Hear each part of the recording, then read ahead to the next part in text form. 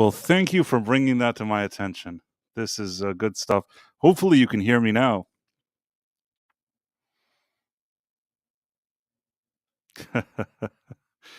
Can you guys hear me?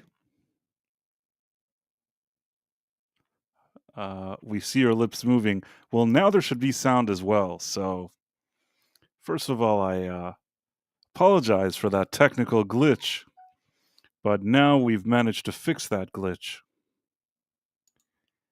Yeah, here, I got you. I got you. Tim Hayes was trying to tell me that I was on mute. All right, let me take all of this back a second. Basically, this is the Night Owl, of course. I gave my whole opening, but nobody heard it. The Night Owl, a show that we do twice a week, where we discuss all the latest in pop culture news, TV and movie reviews, gaming news, and the general conversations of the day. For those who don't know me, I'm Price of Reason.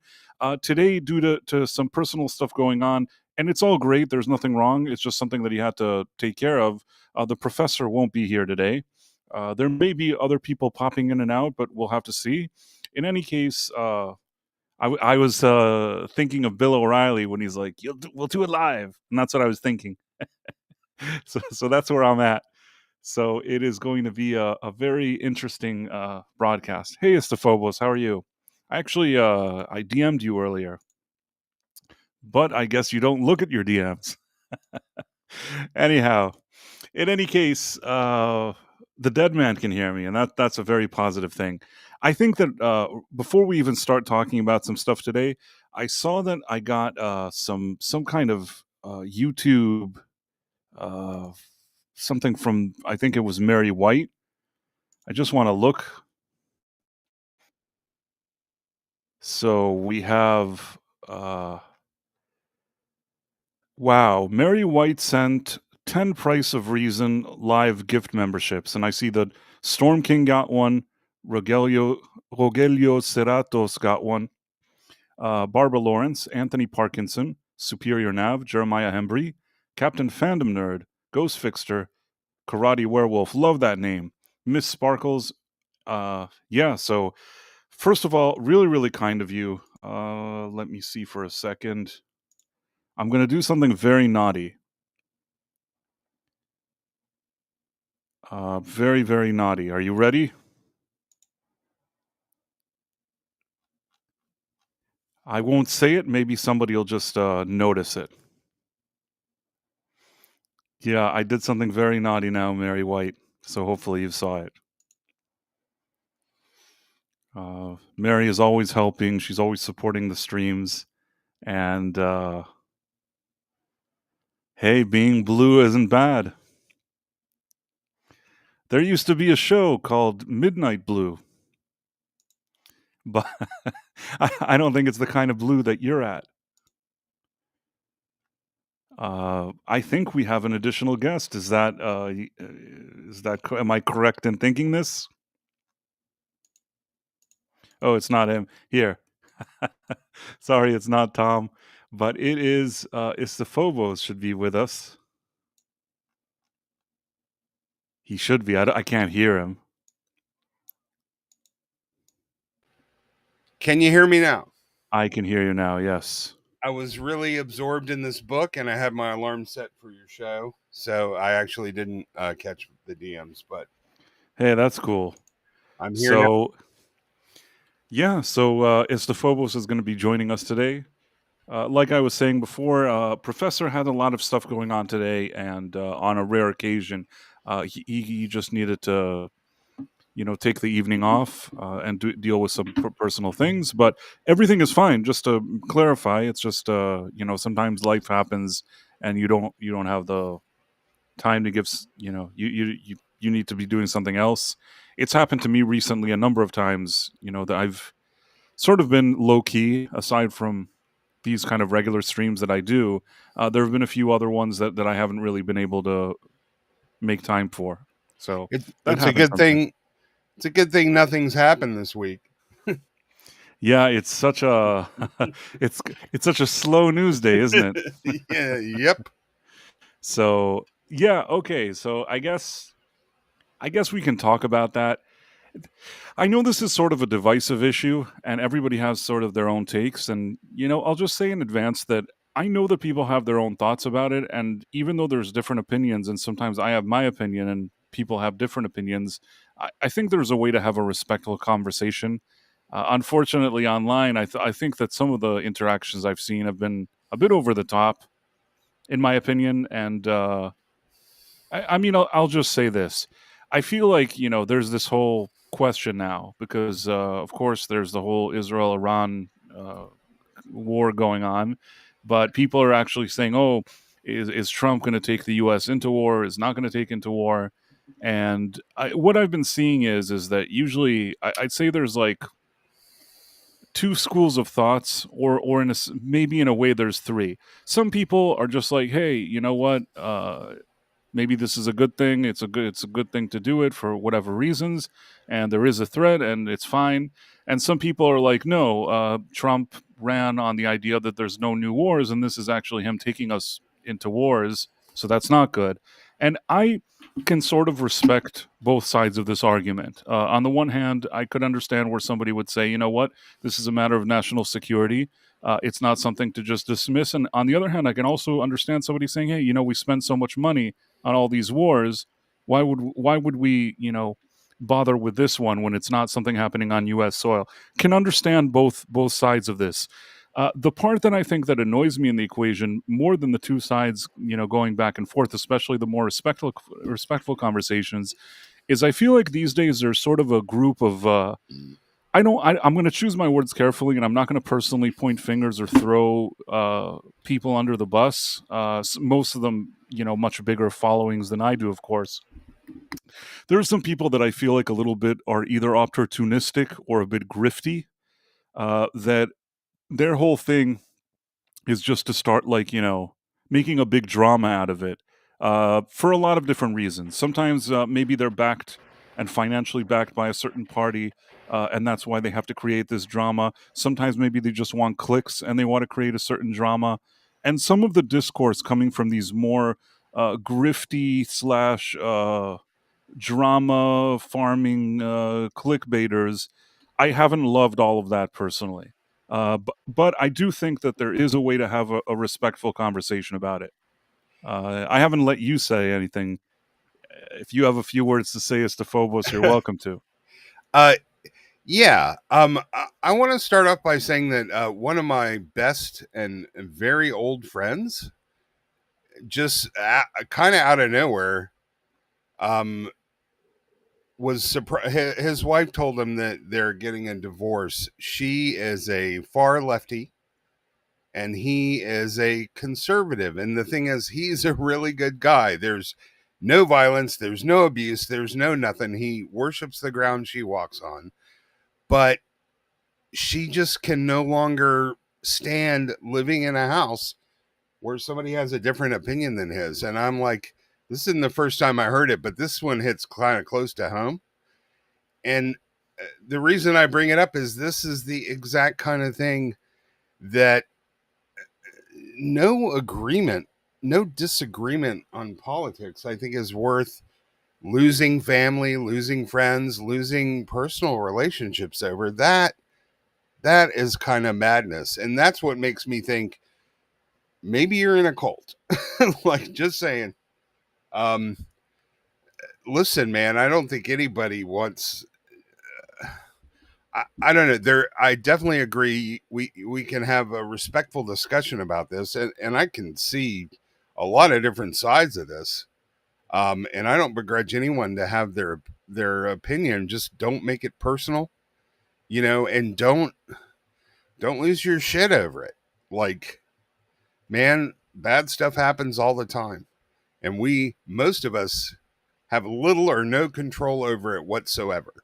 So, as near and dear as we may hold our opinions, like, since I have no power, I have no responsibility. I am not responsible for the outcome of the world. I only have what I think is the best idea I can come up with given the information I have. That's basically what I say. I understand, and the thing is, and I think that you and I have talked about this before. Certainly, I've talked about it on these streams. I'm not one of those people that ever puts politicians on pedestals. I've seen this so many times in my life that there's a politician, and everybody, looks at the person and thinks that he's some kind of messiah, and that he's going to solve all of the world's problems, and he's the best thing that ever happened, and everybody's just like all building this person up. And at the end of the day, sometimes it could even be a person that has good intentions or whatever it is, or maybe he can get stuff done, or he's a good person or a bad person, or you agree with some of his opinions or you don't. But in most cases I've seen, there's always that moment that somebody that's in charge, especially in a democracy and especially in a place like the United States, he can't walk in like it's his own company. Once you're dealing with Congress and you're dealing with rules and laws and certain things, you can try your best to sort of work around certain things or push certain agendas. But with all with all this talk about draining the swamp and doing all this stuff, there's really almost no way to come in and just 100% do that. And I think that at the end of the day, Trump is in a position where he has to play a certain game. And within the game that he has to play, he does whatever he thinks. And I don't think he's perfect either. And I never did. So he's now contemplating whatever he's contemplating. And I guess he'll end up doing whatever he thinks he wants to do. The other thing I wanted to say is that I also think, based on a lot of these responses that I saw today, there's people that are just, they find some point and they all kind of dwell on it, or they push this narrative or this conspiracy theory or that thing or this thing. The truth is, I think a lot of stuff happens and the people aren't privy to it. When you're the president, you obviously have certain knowledge and certain information shared with you that's not generally shared with the public. So, you're in a position. Yes, you can sit there and you can criticize and can say all this different stuff, but he's still the person in that position. And I really don't think that the public always knows everything. And just my 2 cents even here, I do think that there was a lot of theatrics set up here between Bibi Netanyahu and Trump, that I think that a lot of the idea that there was a rift and that they weren't agreeing with each other, it almost seems like this was sort of staged. And sometimes that happens too. I mean, at the end of the day, Trump was trying to get some kind of deal from the Iranians. He was trying to negotiate. He said 60 days. Suddenly, then they came in with their planes.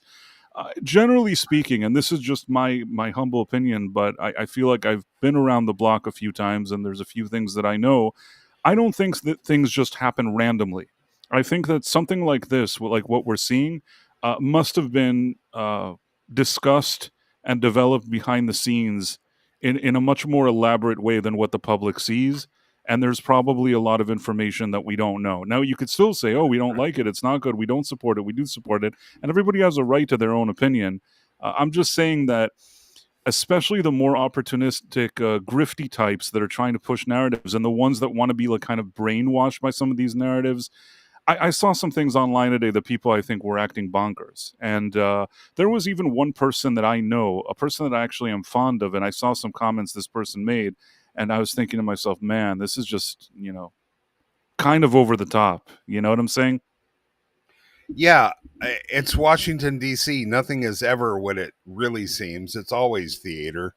Of course, there is a crap ton of stuff going on that we're not privy to. And I've noticed, I love what you said. It's like, grifters, start your engines. Because some of the channels I've watched, I've seen, well, there's a big chunk of information that you're not really mentioning on here as you make, your own point and spin your own narrative. But man, we're just peasants. We have no idea what's going on in the halls of power. That's, you have to figure the amount of stuff that they're aware of is magnitudes more than what we will ever get to know. Yeah, I mean, I don't know if it was George Carlin who said that thing. It's a big club and you're not invited, or whatever that sentence is. There's definitely a lot going on that I believe the public doesn't know. There are, at the same time, these kind of pundits that their whole existence is that they want you to click on their thumbnail, and some of them will go to great lengths to make you click on that thumbnail. and without shining a light too much on people. And I know sometimes people are like, oh, I really like this guy, I like this guy's takes, and people have a right to like what they like. But I also tend to take a lot of these people with a grain of salt, especially when I know that there's either something else driving them, maybe somebody funding them, and they're expected to say certain things. So like I said, most of these things I take with a grain of salt. Some of them also, they just come from a crappy place. Their intent is crappy, and they're here to just be crap. So some are like that as well, you know.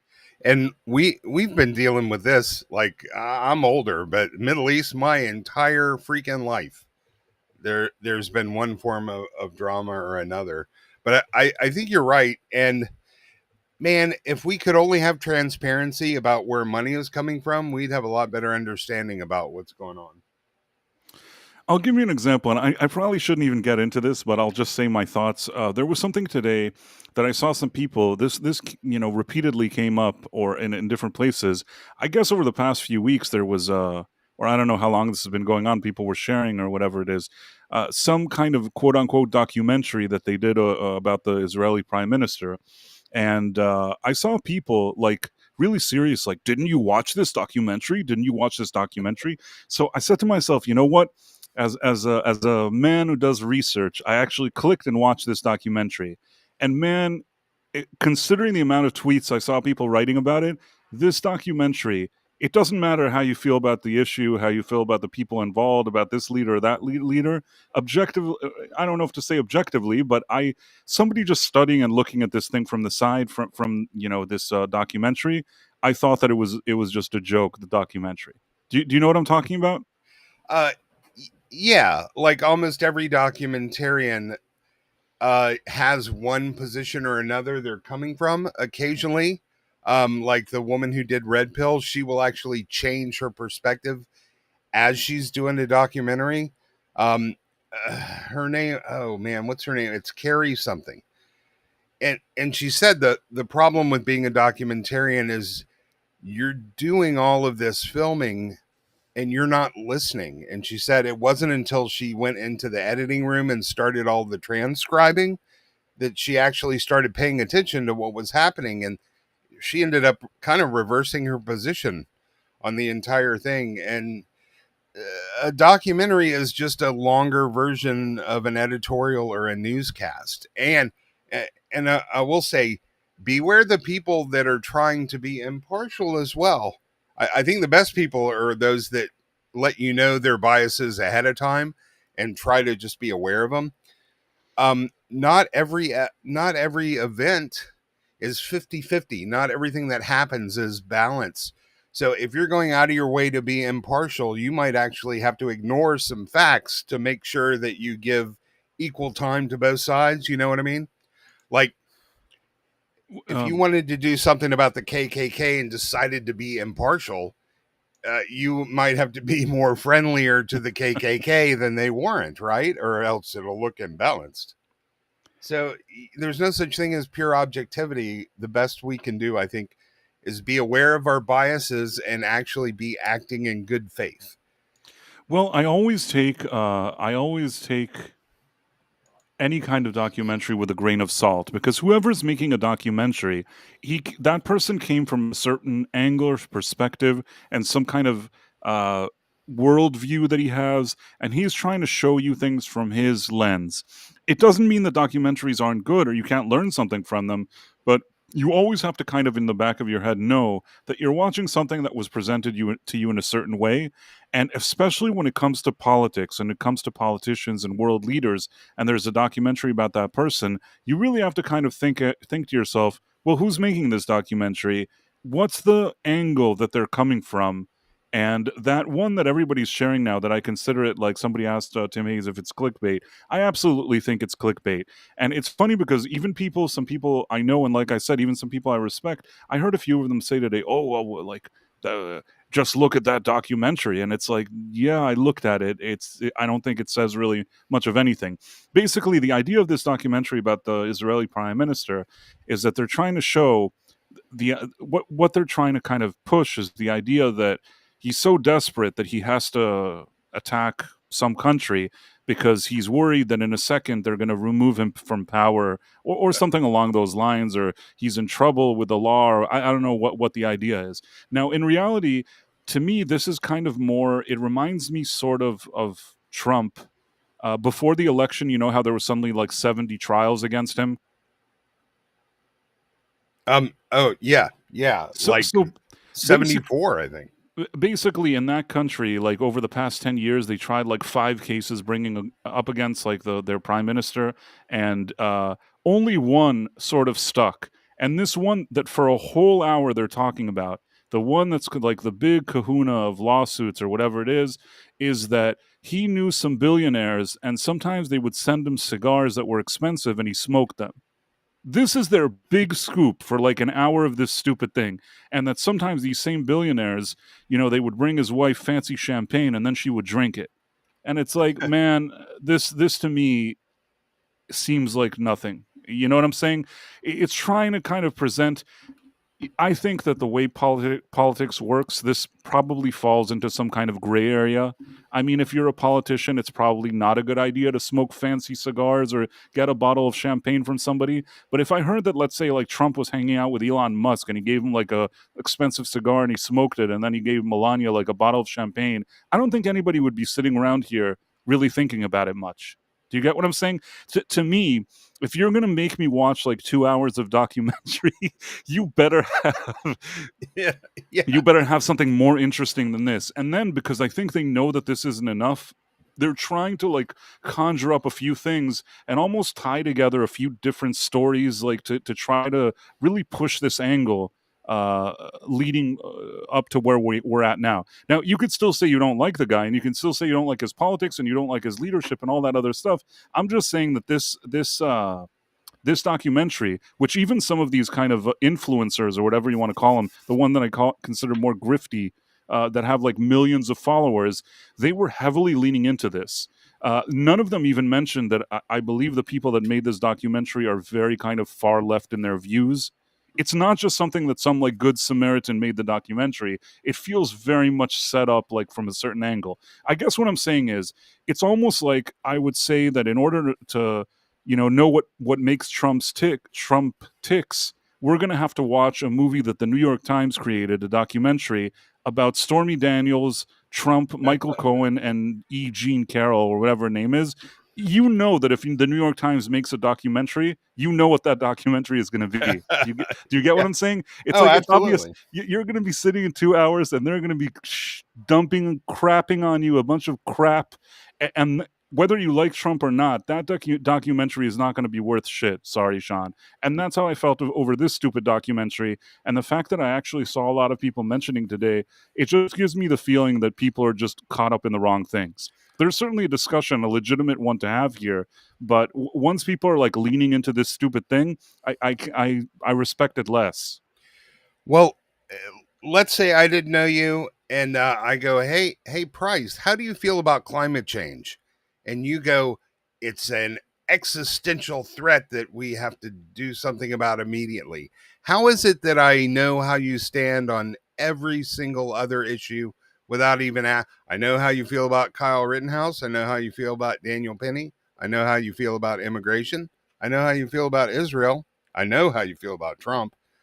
How is it that I can know all these things when all I asked you about was climate change? Yeah. But if you ask somebody from the other side, you may have a vague idea, but you're going to be surprised a couple of times. And that doesn't happen in the other direction. So, yeah, when the New York Times makes it, you already know all the answers. Oh, I do want to mention Benjamin Netanyahu. He also uses taxpayer money to do his dry cleaning. So clearly, he is instituting genocide because the man steals dry cleaning.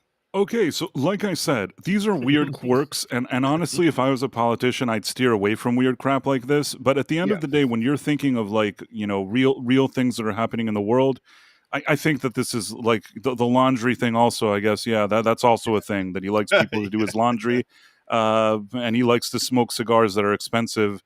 It really. really Monster. this is not going to really help me shape any kind of opinion about a person one way or another. And I'm sure, I mean, if we looked at like Trump, his visits to places, people giving him gifts, him sitting around eating fancy food, I mean, this isn't really the kind of stuff that I think should be scrutinized. The fact that like out of all these cases that they tried to bring up against the guy, they're left with a few cigars and some champagne is, to me, it's like, Well, here's a couple of things you can tell. And, I don't know who I first heard this from, but somebody once told me always listen to what they're not saying, what they're not talking about. Because it's those gaps, it's those holes that are going to tell you really where they're coming from. Do you notice that even other Arab countries have not been condemning this? Like, Iran doesn't have many friends in the Middle East, and honestly, I don't think anyone is objecting to this. For regardless of how you feel, for better or for worse, this hasn't been a whole lot very controversial so far, except here, ironically, amongst the party that all of a suddenly finds they don't want forever wars. So I am a little bit. There's another, and I like that you brought this up. Recently, Trump went and went around all these like Arab countries, talking to them or whatever. Who knows what they talked about? Because yeah, once this started happening, a few of them did like a half-hearted, like, "Oh, we're really concerned about the whatever." Some of them didn't even say anything, and since then they haven't said a word. Because the truth is that I don't think that a lot of these countries that Trump actually has a good relationship with, and some of them are part of the Abraham Accords and all that stuff. I think a lot of these countries don't love Iran anyways. So No, they don't. who knows if this whole thing that's been happening in the past few months hasn't been behind the scenes, laying the groundwork for something like this. And yeah, I mean, maybe the idea is that he preferred, instead of like directly getting involved, then you sort of seemingly show some rift with Israel and then just have them do the attack, and you're sort of quietly from behind the scenes, like supporting but seemingly not involved. Yeah. Do you really think that like Saudi Arabia and the UAE, who are trying to modernize, who are trying to bring in tourism and bring their countries into the 21st century, you really think they want a jihadist nation to have nuclear capability? No, they don't. Like they don't even let those guys, cross their borders. Egypt blockades Gaza just as much as Israel, but you never hear about that. No one ever condemns Egypt for sealing half the border of Gaza. No, because the thing is that they have like an unspoken rule that if it's like some Arab country doing something to some other Arabs, then they don't talk about it. And Yeah.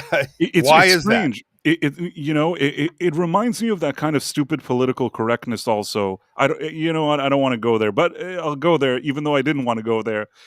There's certain times crime in the U.S. that, let's say, it's a certain group of people doing crime against a certain group, but you almost don't hear about those statistics because it doesn't fit with a certain narrative that's being pushed. So even though it happens a lot, people kind of don't talk about it. And Right. I Like, feel like that is a similar, maybe on a global stage, a situation where, you know what, and that's also the part of the hypocrisy with all that Greta Thunberg and all those weirdos on their yacht or whatever it is.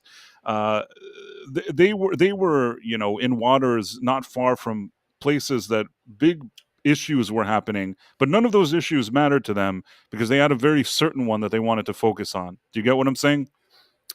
absolutely. Just like I said, look at what they're not talking about. I heard the best name for Greta Thunberg today. What is it? Doom Goblin. I don't know, man. I just think it's perfect. The little Doom Goblin. She does kind of look that way, doesn't she? Yeah, yeah, absolutely. And this. I think we tried to maybe talk around. It turns out that some of her friends on the sailboat, the diesel powered sailboat, the polluting diesel, but they were not such good people. And when they asked her about that, she just completely deflected. Like they were not good people to the point where they are on lists that many countries have that say you're not good people and we're not going to let you in or have anything to do with you. Right. So I don't know if we have like a watermelon grape juice code name for those kind of people, but I'm not going to say the word. Um, watermelon enthusiast. Um, Caleb Levine, a great example of Price is how no other Muslim nations take those refugees they're dumping in England. Yeah, yeah, I mean, the thing that nobody ever wants to talk about, and this is also, you mentioned Egypt and you know that they have a border. It's like everybody's always talking about that border with Israel, but nobody talks about the border with Egypt. Egypt have been very, very, even probably more aggressive than the Israeli side in making sure none of those people have anything to do with them. And you think people that are sort of similar backgrounds, speak the same language. In some cases, I would say that maybe even have relatives there and things like that. You think that these would be the kind of candidates that you'd want to let into your country, right? They want nothing to do with them.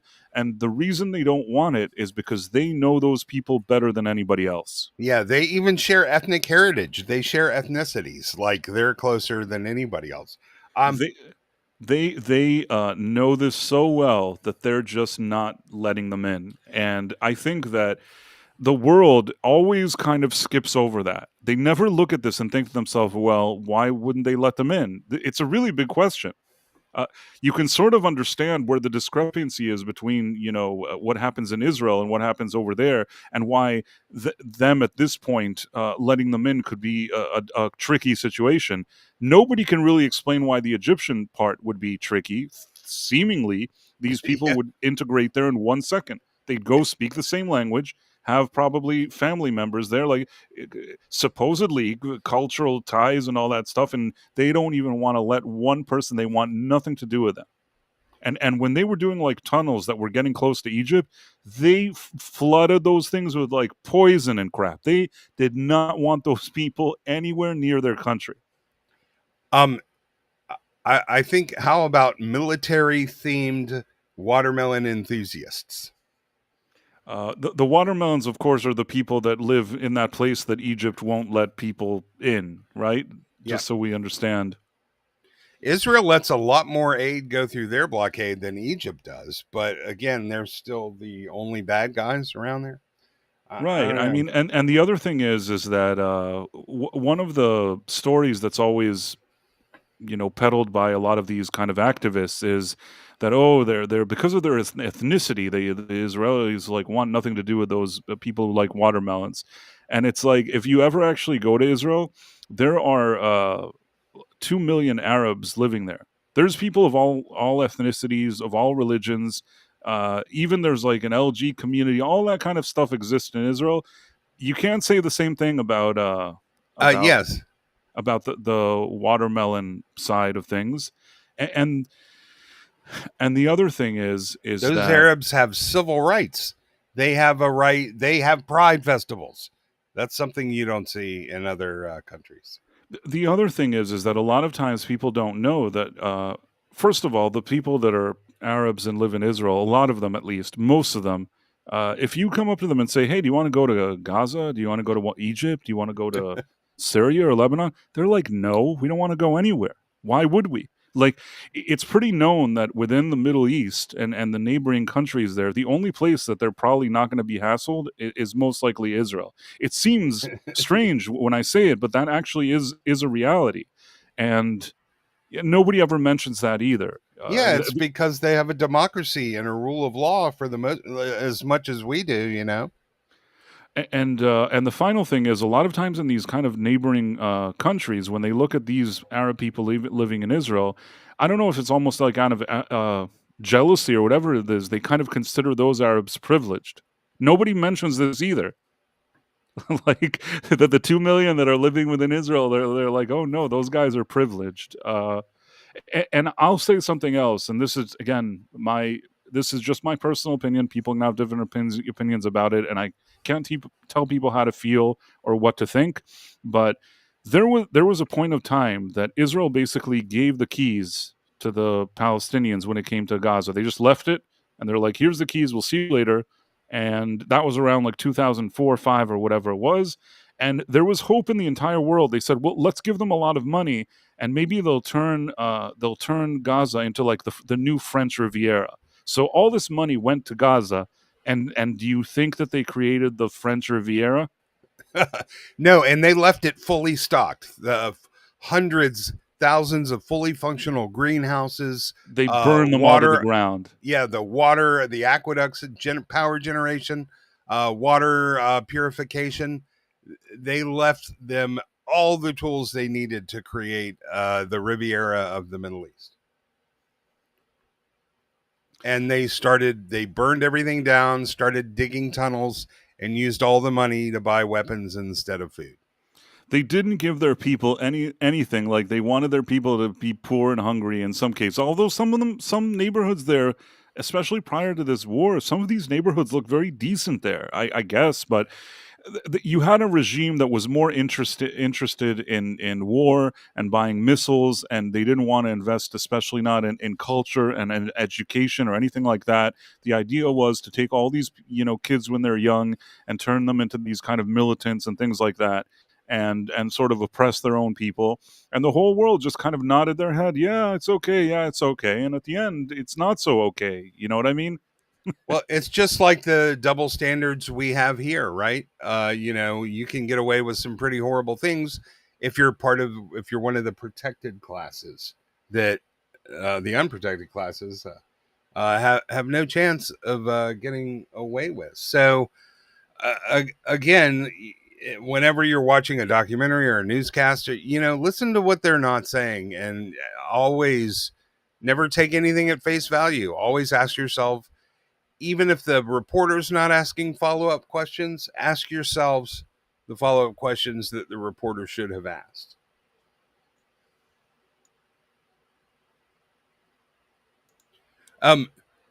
Oh, can you hear me? Am I still here? Yeah, no, There's one thing that has not really been on any of the newscasts or many of the I guess the podcast that I've listened to that's pretty important, and it's actually on the website of the United Nations. It's documented, and no one's talking about it, which is the report of the International Atomic Energy Association that came out a couple days prior to Israel's first attack that says, yeah, they have not been keeping in compliance with the treaty, and we're actually sponsoring a resolution condemning them. They have way more fissionable material. They have some superpowered jihad juice that they're not supposed to have. It wasn't part of the agreement. And the UN is really no friend to Israel. It's certainly no friend to the United States either. They are definitely not, our lackeys in that case. And that's what precipitated this entire business. By the way, before we continue, I see there's somebody more on the Rumble side that, saying, oh, they don't like America, the traitors, and Trump's a I don't want to, I don't like kicking people out and stuff like that, but we're really trying to have a more kind of thoughtful conversation here. If you kind of hate America and American government and you think they're all the worst people in the world and all the stuff you're saying, it kind of is just a bad vibe. Do you get what I'm saying? I feel like Samuel L. Jackson at the end of Pulp Fiction. On one hand, I probably should ban this person because it just annoys me, and it's not the kind of conversation we're having. And I don't know. I'm weighing my options here. Listen, name a government that can pass a purity test. Name a company or a group of people or an organization that's been around, multiple generations. We all have the sins of our past. This country isn't perfect. We've done lots of horrible things. But I think for the most part, the population of this country are good people, and we try to do the best we can at every point in time. We're not always in control. But honestly, again, why is this the country that everybody wants to come to? If it's so bad, if we're so horrible, why is everybody trying to come here? Bigot on socialist media. I'll come back in a few days. Why? What happened? Rumble, the free speech headquarters. He's saying it's always about regime change. I'm not sure he's wrong. No, I don't want Bigot on socialist media to leave. If it's a matter of, I don't really know if basically I don't want to keep one person here that's causing other people to leave. You know what I'm saying? That's doesn't I make me feel good. So I don't get that impression that that's why he's leaving. I could be wrong, but uh, anyhow, bigot on socialist media, Rumble, the free speech headquarters. I'll come back in a few days. I mean, I didn't want him to leave. He didn't do anything well. Like, he didn't do anything wrong at all. no, and he has a good point. In the past, it has always been about regime change and not necessarily imminent threats or defense. But a lot of people compare this. It's funny. A lot of a lot of left leaning people are comparing this to the climate crisis. They always say, in 2 or 3 years, all the plants are going to die, or the oceans will. It's always 2 or 3 years or 8 years, and then 8 years later, everything's okay. I think in terms of that country having the material that nobody wants them to have, it's a different story. They don't have it because there has always been interventions, active interventions, keeping them from having it. Before And we go on, I just want to say if bigot on socialist media is still here, I wasn't even talking about you, so I don't know if I said anything. I wasn't. It wasn't directed at you, for whatever that's worth. The other thing is the person that this was sort of directed it at. I'll say that it's fine, and it's fine to criticize and even criticize governments and stuff like that. But once you're involving like ethnicities of people and starting to like bash that, just doing these kind of umbrella bashings or whatever, that starts becoming like not such a productive conversation. Not so much the vibe of what we're doing here, just pointing that out. But yeah, having a good discussion, I'm all for that. And bigot on socialist media, I wasn't saying anything to you. Hopefully you stayed. I don't even know what the person was talking about. I think I think he has a different issue, but from what I gather by looking back at his chats. I see.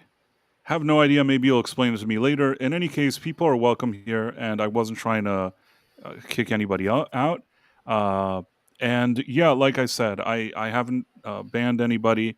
I just said my few thoughts that I prefer that the conversation would be more positive and not just people taking a dump on each other. Just my personal opinion. I've always maintained that you have to separate the people from the government, just like the countries over there, and that what was that Ernest Hemingway quote? Don't ever tell yourself that, regardless of how necessary or justified it is, that war isn't evil. Like it is. I don't think anybody really wants it, except for the few people in the opportunistic positions to really profit on war. I think that we live in a time that people always, it's a very tempting kind of thing to do, to think of a person or somebody you don't like that happens to belong from a certain group and then just sort of apply that to the entire group. It's a tempting and easy way to deal with certain things that maybe you don't like, but I am generally against that. And I don't care what that group is. If you're a person and you have a certain background, ethnicity, or religion, or all that other stuff, if you're a good person and you're nice to people, that's fine by me. And I always, even when facing a kind of temptation to make those kind of generalizations, I always find myself making sure that I realize that it's not fair to just take everybody and just paint them under one brush, or present them in one way. Now, if it's people with a certain ideology, like if they're like extreme, let's say far left extremist, or radical something, then you kind of feel that in that case maybe you can make a sort of umbrella statement if it's an ideology. But just to take a group of people that maybe there's like, tens of millions, of hundreds of millions, or billions of those people, and just like trying to just label them as something and walk away, I just don't generally like that. And I feel it's kind of counterproductive, because There's certainly bad people in every group. There's no shortage of bad people. And I think that there's probably in every group that you can think of, there's probably more bad people than good. But there are good people in every group. And, those are the kind of people that I want to get to know. And those are the kind of people that I want to make friends with. And I'm not just looking to just hate everybody. I'm also inclined to listen to people who've actually been there and understand the Middle East and its cultures, because I feel like there are a lot of people coming from a place where they really have no idea what they're talking about. You and I have both been to India. It is a very difficult country to explain and describe. And if you've never been there, you lose a lot of subtlety and nuance about what's happened, particularly with the Pakistani India conflicts up in Kashmir. It's uh, so the first thing I like. Well, are you familiar with the cultures? Do you really understand them? Have you been there? Have you spent any time there? And it's been a very long time since I was in that part of the world or had a desire to go. But I have been there, and it certainly informs my opinion, which isn't necessarily right. It's just my opinion. Yeah, I understand. By the way, I saw Elizabeth Quince here, but then she disappeared. I wonder if she's still lurking in the background. Well, to be fair, a lot of people don't like talking about this. Like I said, my entire life, I'm I'm sick of it. I was sick of it 50 years ago. Uh, in terms of India, I just want to tell you that I absolutely loved being in India. Me too. India is one of those places. I went there and I spent a while there. It was something between like a month to 2 months. I don't know the exact amount of time. I think it was more than a month, but a bit less than 2 months. But it was something that I did when I really had a window of time when I was younger. And when I did that, I didn't want to leave. And when I left, I said to myself, I'm going to make sure to come back here as soon as I can. And unfortunately, until this day, that just never had that opportunity again. I also don't know if today it's the same type of atmosphere as it was then. I don't know how I would feel today going there. It's almost like it was good for its time, and I don't know now how it would be. But I'm so thankful. What year were you there, Estephobos?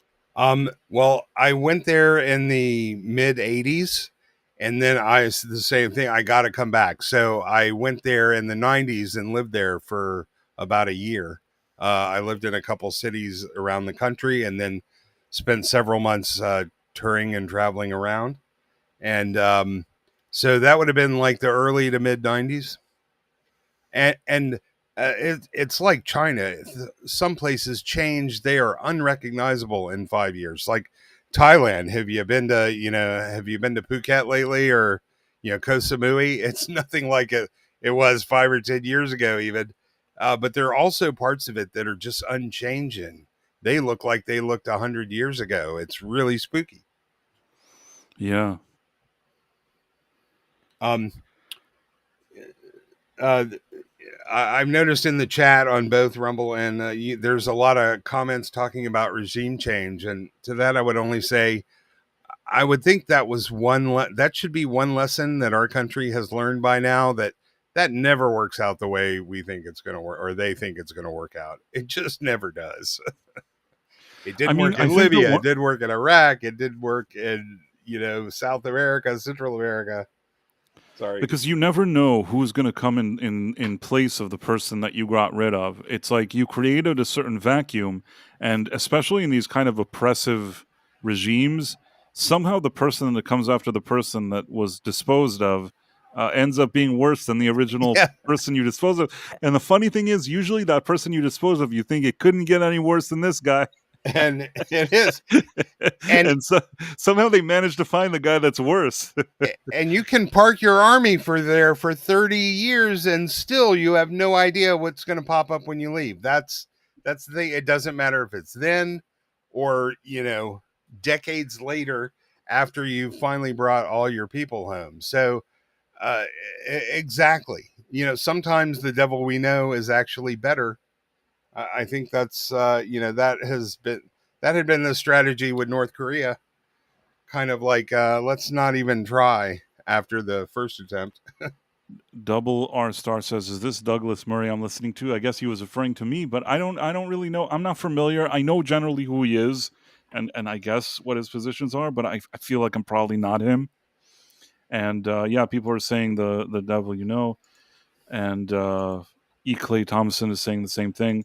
Yeah, I mean it's a difficult decision because you know that none of these people are especially good. I don't think anybody thinks that like Saddam Hussein was great, but somehow you got rid of him, and I think that also part of the issue is you have these kind of countries where for so long they've been oppressed. It's almost like, oh, I know this is a strange analogy, but like an abused woman in a relationship.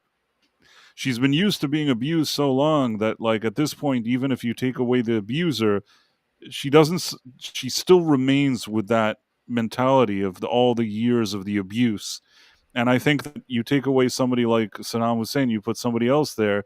The people have already had like they have a certain culture and a certain mentality, and to you, it's like you're thinking, well, why do they like this? And it's a matter of I don't know what they like or not. That's just what they're used to. That's what they know. So the only thing that they understand is if another guy comes along and acts like the original guy.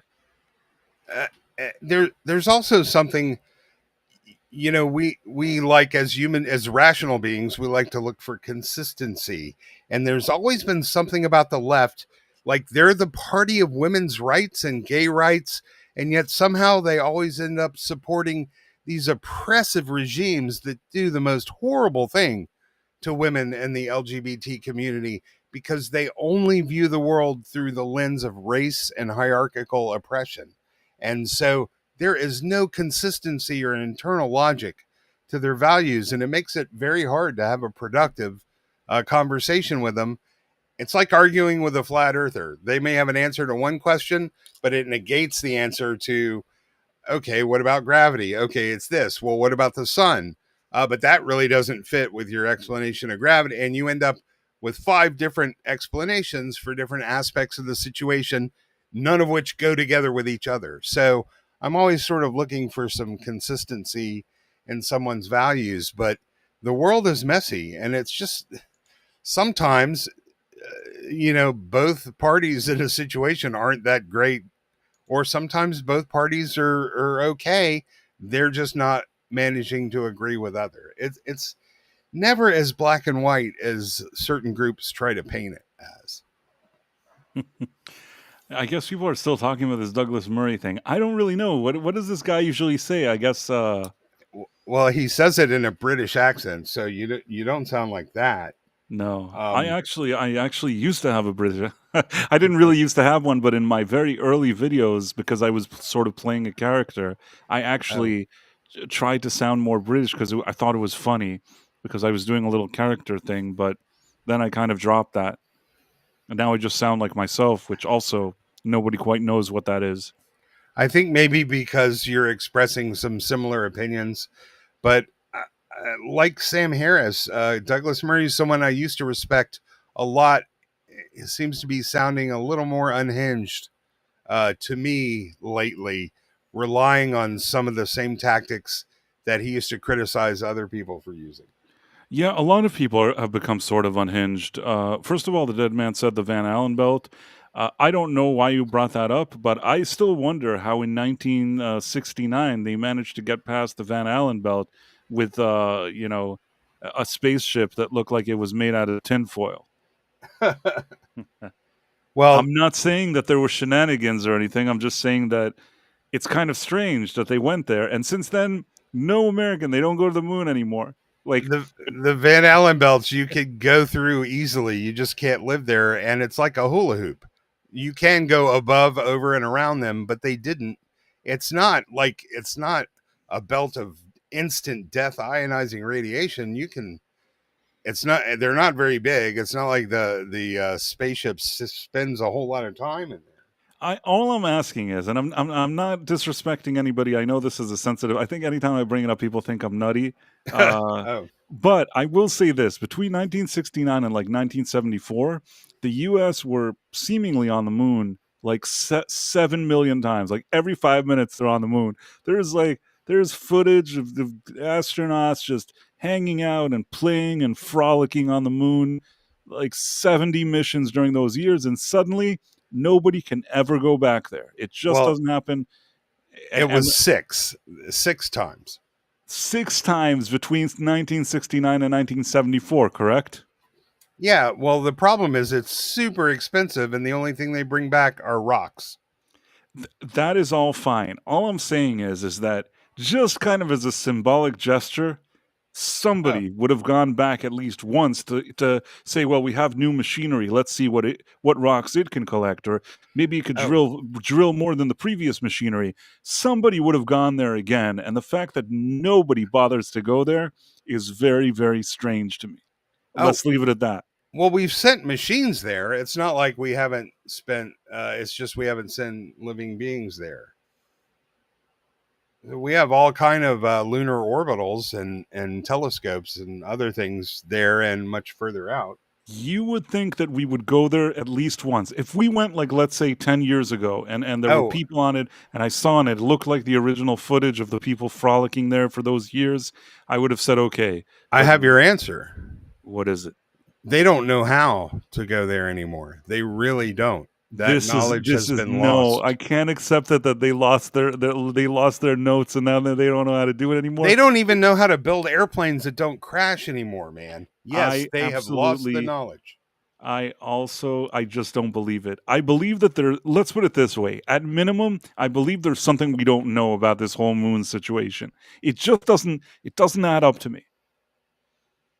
Well, the Uh, Apollo missions were exchanged for the space shuttle missions, which ran for a very long time, um, up until the point where that equipment started becoming dangerous and obsolete, and it just hasn't. It wasn't replaced, but honestly, they they were planning one, and there were some pretty public sort of lectures about how what they were planning to do wouldn't work by some older engineers and people with experience and people in NASA saying you can't do it that way. It's not safe. So um, I don't know. As an engineer and somebody who's I haven't worked for NASA, but a lot of my colleagues in school ended up going to work for NASA. I've been there. I visited. I know people. Listen, man. They have you ever like been really good at something because you do it every day and you practice, and I don't care if it's Call of Duty or going to the gym or something, and then you take 6 months off and you're just not so good at it anymore. Going to the moon is like that. I Once you see. stop doing it, you lose all the momentum you had.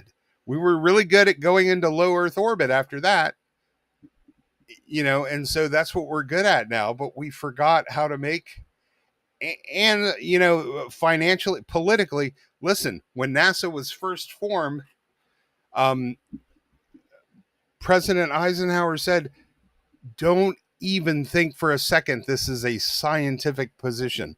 This is a political position."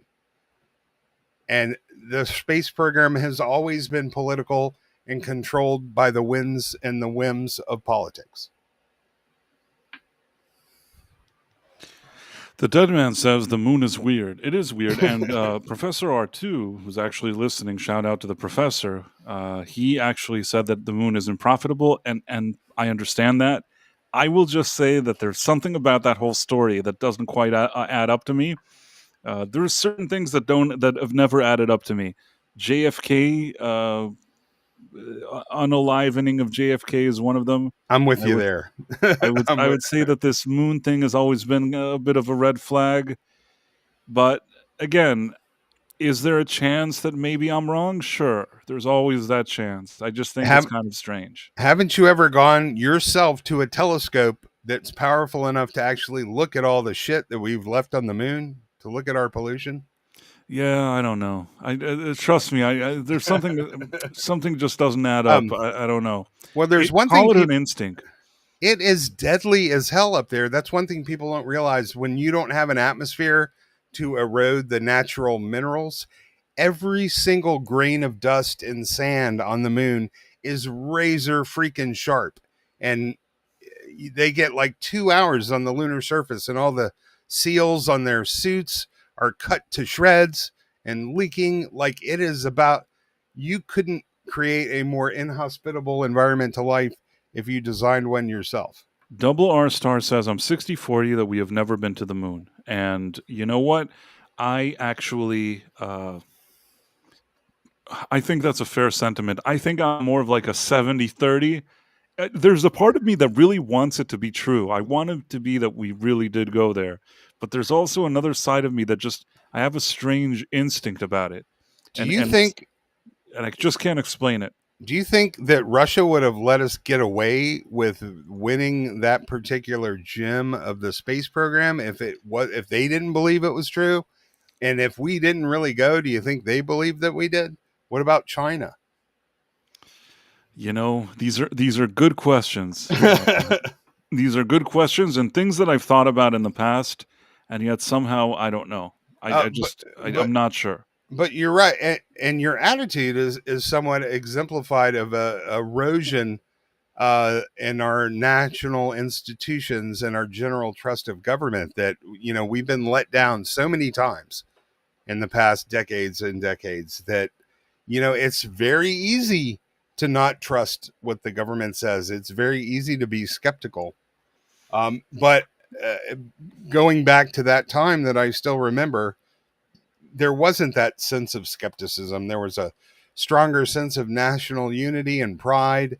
And man, that's still like the most watched TV program in history. It's like, what percentage of the planet was watching that at the time that it happened? We didn't kind of become skeptical until all of the thing, Vietnam, Korea, all the stuff to happen after that. I was a little one for sure at the times. Well, not so little. No, I knew what time it was, but I don't know, man.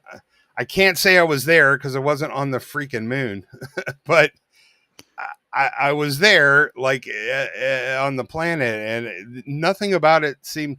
Nobody doubted it at the time. All of these skeptics coming out are people that weren't even alive back then. Ask anybody who was alive at the time; they think we went there. Yeah. Somebody wrote that the German mustache man lives on the moon, and we signed a treaty with him to not visit the moon if he leaves us alone. That's E. Clay Thompson. That's actually quite amusing. Yeah, I mean, there's actually a movie. It's called The Iron Sky. Very right up that alley. It's one of those sci-fi alternate history movies. It's exactly what you said, except it's the descendants of the mustache man. And maybe. Caleb Levine says USSR kept quiet because we out-cheated them on the space fake. I've thought of a lot of different things. I honestly don't 100% know. I'll take the 70-30. 70% it doesn't look right to me. 30% that I could be wrong. I think that's fair enough. That's the best I can do. And for whatever it's worth, I want it to be real. I want to be wrong on it. If it turns out that one day I'll not have that instinct and I'll 100% believe it, I'll be super happy because actually only as I grow older did that percentage went down. Like when I was a kid, I was 100% on board with the idea. And I think that it was maybe in my mid-20s that I started going from like 100% to like 90. Then like it went down to like I'm 80% sure it happened, and now I'm like 30% sure it happened. I don't know. I don't know what happens and what kind of change I went through, but now I'm about 30% sure it happened. Let me ask you, if Neil Armstrong came to your house and sat down in your living room and you had to talk about it, do you think it would change your mind?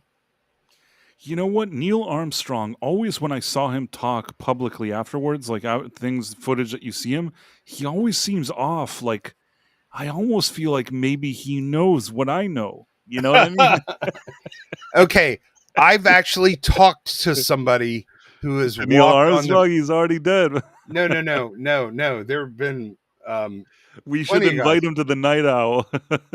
He died in like 2015. The Neil Armstrong to the Night Owl. That would be cool.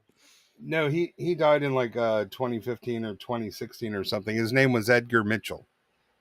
And you're right. There was always Neil Armstrong was always a bit weird and cagey about the publicity, but Buzz Aldrin never was. I just think he was always an introverted personality, and I think he had a profound experience up there that uh, I don't think he was ever the same when he came back. But plenty of the other astronauts that went, including those that orbited but didn't walk the moon, are like normal people that will be happy to tell you about it. So if anybody else besides Neil Armstrong sat in your living room and talked to you about it, would you be inclined to believe them? I don't know. I need Neil to sit and explain to me what happened there, and it's too late for that. All right. Buzz Aldrin, I'm suspicious about. I don't know. Let me ask you, if we did fake it with such great expense, why did we go ahead and fake it 6 freaking times? Why didn't we just declare victory, maybe do one more, and then call it a day? Because exactly, you just proved why they did it. Because if it was if they just did it once, people would be like, well, they only did it once. So instead, they did it like 6 times in 5 minutes. And then it's like, well, they did it 6 times in 5 minutes. Who's going to argue with that, right? You know, all those people that look at the telemetry and the other stuff to declare it a fake, none of that works in all of the subsequent moon missions. All of their little hidden clues only apply to the first Apollo 11 mission. So as far as I'm concerned, none of their quote evidence holds water. And and the idea that they lost their notes and now they don't know how to do it, I kind of have an issue with that. No, they didn't lose their notes. They lost their competence. They lost the political will. They lost the obsession that drove these guys, and they lost the genius needed. And, you know, you only need a few in particular areas. They have the notes, but I can give my notes to a parrot, but he still can't pass differential equations. Didn't the guys that came up with insulin, didn't they like lose their notes and then they had to do it again? Was that penicillin? Not. I have a vague recollection. Insulin. But honestly, I'm not sure. His name was Banning or something. I'm probably wrong about all of it. I don't even know why I thought of this. Banning? Was that his name? I'm the worst. I just made up a story. Probably the insulin. They never lost their notes, and his name wasn't Banning. But now I have to know who invented insulin. Okay, well, you know what? We still have 4 people that allegedly walked on the moon that are still alive, and it's going to be my goal to get one of them on the Night Owl. I have friends at NASA, and I am declaring that my official mission as of this moment. Okay, not to toot my own horn here, okay? I'm not trying to toot my own horn. But Frederick Banning, he is the one that invented insulin. Discovered insulin. Discovery. Yeah, it was already there. Yeah, no, you know what I'm saying. The thing for they used to inject like for diabetes patients, but he's the guy. So Banning, like aren't you impressed, Istophobos, that I knew the name of this person? Very much. And the fact you remember, I mean, it's a great story. I've lost notes before, but never. I don't even know. Now I'm trying to see if he actually lost the notes. Never do a groundbreaking scientific discovery, none of which I've actually made. So I did some pretty cool things, but nothing like that. And then I don't know. This popped in my. Did you know the guy who discovered or invented the blue LED won a Nobel Prize for that because it was so hard? I didn't know that. Without that, we wouldn't have the TVs we have now. They needed red, green, and blue to be able to make those TVs, and nobody could figure out how to make because you're talking about diodes emitting wavelengths at a particular frequency, and it was such a difficult thing that won the dang Nobel Prize for figuring that out. Something we really take for granted now, like insulin. Right. So, okay, hold on. Are you ready? Yep. Let me see if I can share this thing, or you're watching it already. So Frederick Banting and his colleagues at the University of Toronto were instrumental in the discovery and the purification of insulin. However, the notion that Banting lost the formula or method method for extracting insulin isn't accurate. While the initial extract was crude and impure, it was the first to show effectiveness in treating diabetic dog. But if nothing else, I knew that there was at least talk of him losing it. So basically, you're saying I remembered one conspiracy theory that wasn't true. So, hey, maybe I'll remember another one. But you know what? In this thing, they're like, no, he didn't lose it. He didn't lose it. So I guess it goes hand in hand with you're saying. You're saying they didn't lose the notes. They just don't know how to do it. I don't know. The bottom line is that Banning managed to do the insulin thing and to give it to patients and save them, whereas the people that either don't know how to read the notes or lost the notes or whatever happened to the moon landing, they don't know what to do with it. Okay, maybe this will help. Remember, I told you NASA is a political institution, and people are there to progress in their careers. There used to be a culture of, hey, man, if you see something wrong, make sure to speak up because we have to get this right. But in the 70s, that started to change. Look at what happened to the space shuttle. Guys were saying, hey, the Challenger, we shouldn't launch. And they're like, they fired the guy.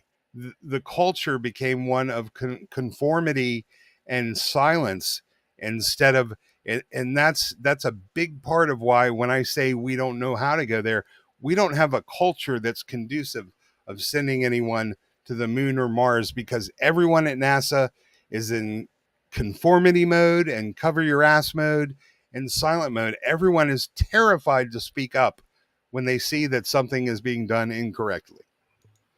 Well, you know what? I'll say one thing about somebody was mentioning Stanley Kubrick and if he filmed it. There's one thing I'll say about Stanley Kubrick that when he released, when it was released after his death, Eyes Wide Shut, I kind of thought that movie was annoying and I didn't really like it. I saw it and I'm like, I don't really like this movie. And then over the years, the more I think about it, I kind of appreciate the movie a little more than I did.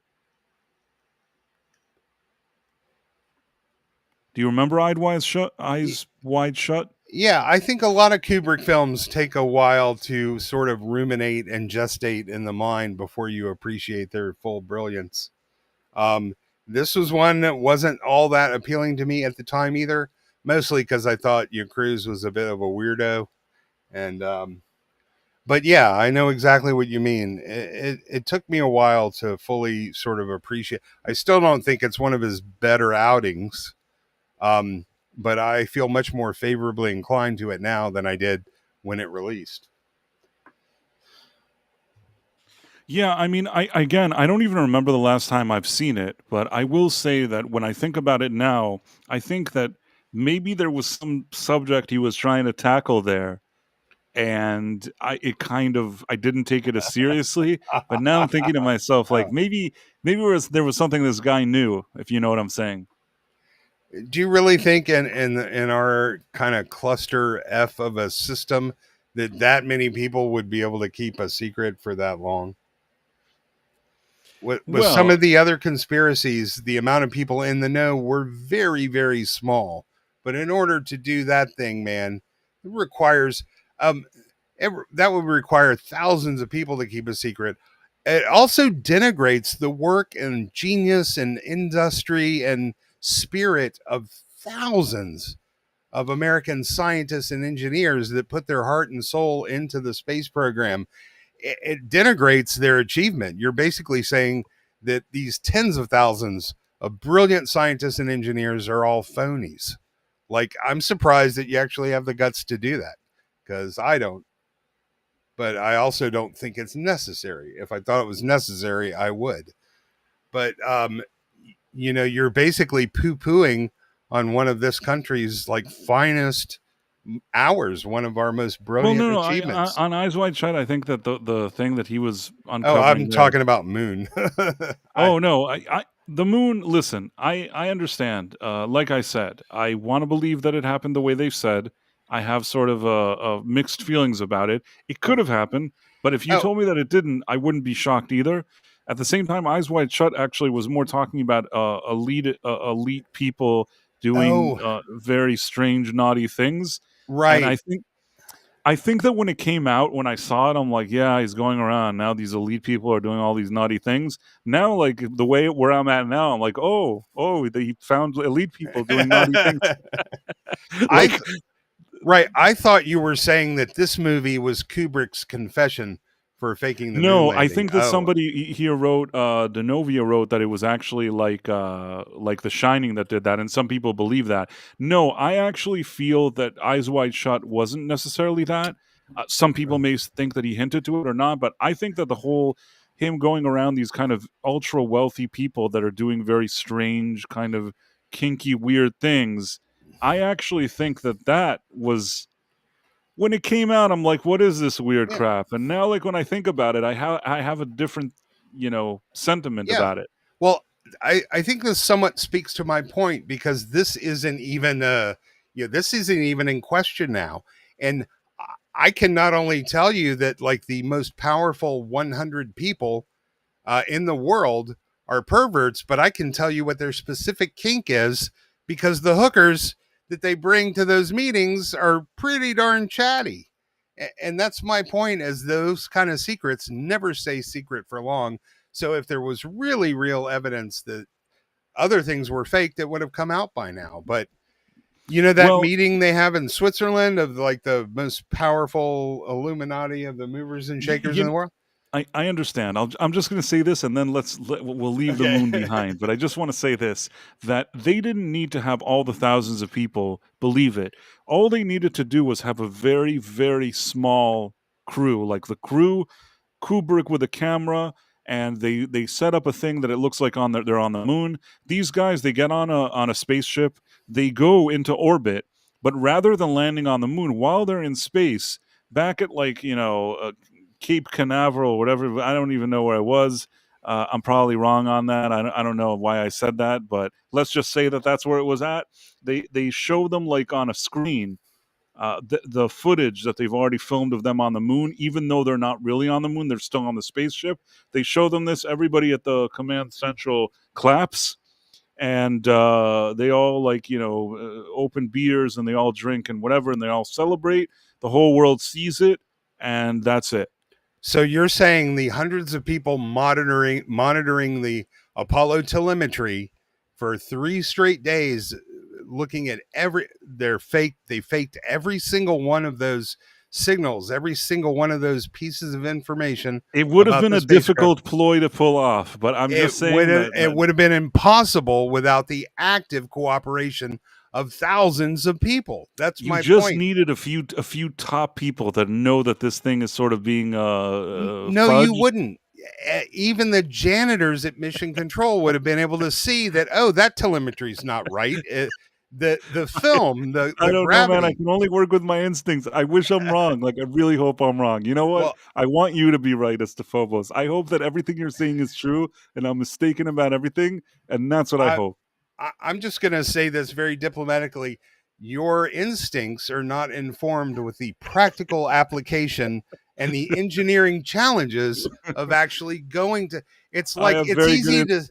it's Very easy good to instincts as to Phobos. it's easy to say they just faked the film part on the moon, but the 3 days of getting there and back, like, and all of the telemetry and all of the little um it's like, say, it's one thing to say that you flew to California. It's another to look at a black box of a plane that went to California back and say, yeah, all this was faked too. And that's a lot harder, I dare say impossible thing to do. Well, I guess we'll never know for sure. Yeah, I agree. You do. That's one of the things that drew me to your channel. And when we were used to talk in chat over at WD Pro, like your instincts, but you can't have instincts about some situations if you're just like, do you have instincts about plane crashes if you don't know what it is to like fly, how planes work? I try not to weigh in on things that I don't know about, but Okay. in this one case, Yeah. you know, in this one case, you know what? All the stuff that you mentioned are good arguments for why I'm wrong. I'll accept all of that. The things that I do understand is that I've studied in the past. I've studied film and things like that. And there was a time that I sat with a lot of the footage from these missions, and I actually looked at a lot of stuff and sort of studied it and looked at it. To me, just to my eye, something about it doesn't seem right. And you could say, well, that's a weird thing for you to say. You're wrong, and maybe I'm wrong. But I Well, can. That's the only feeling I got from it, and I sincerely hope that I'm wrong. well, maybe they got to the moon, but they forgot to put film in the camera, so they had to fake that part. But they were really there. But what about the next 5 visits? Like I said, unless you've gone over all 6 Uh, moon missions, it I'd say looks like it's as if I had a garage and I set up like a cool moon atmosphere and had a few people in spacesuits frolicking around. That's so. So that's like that's so what it looks like to me. Is the photos they're frolicking in the garage. so how do you explain pictures or looking with your own eyes the actual launch vehicle sitting there in the Sea of Tranquility? I don't know. Don't know what to tell you. How did But that get there? you know, The moon we buggy. You can these are go good. outside and see the moon buggy.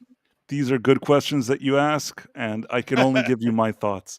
What do But your instincts tell you? Okay, sure, we let's can try go to from there. move on to this James Gunn versus the Snyder Bros story. Oh God, man, what's his? He needs to shut the fuck up. Oops, sorry, Sean. It's okay. This guy Sean forgives cannot. you. He is his own worst enemy. Ah, Wait a second. I'm trying to find that whole thing. James Gunn, where is that thing that he today was?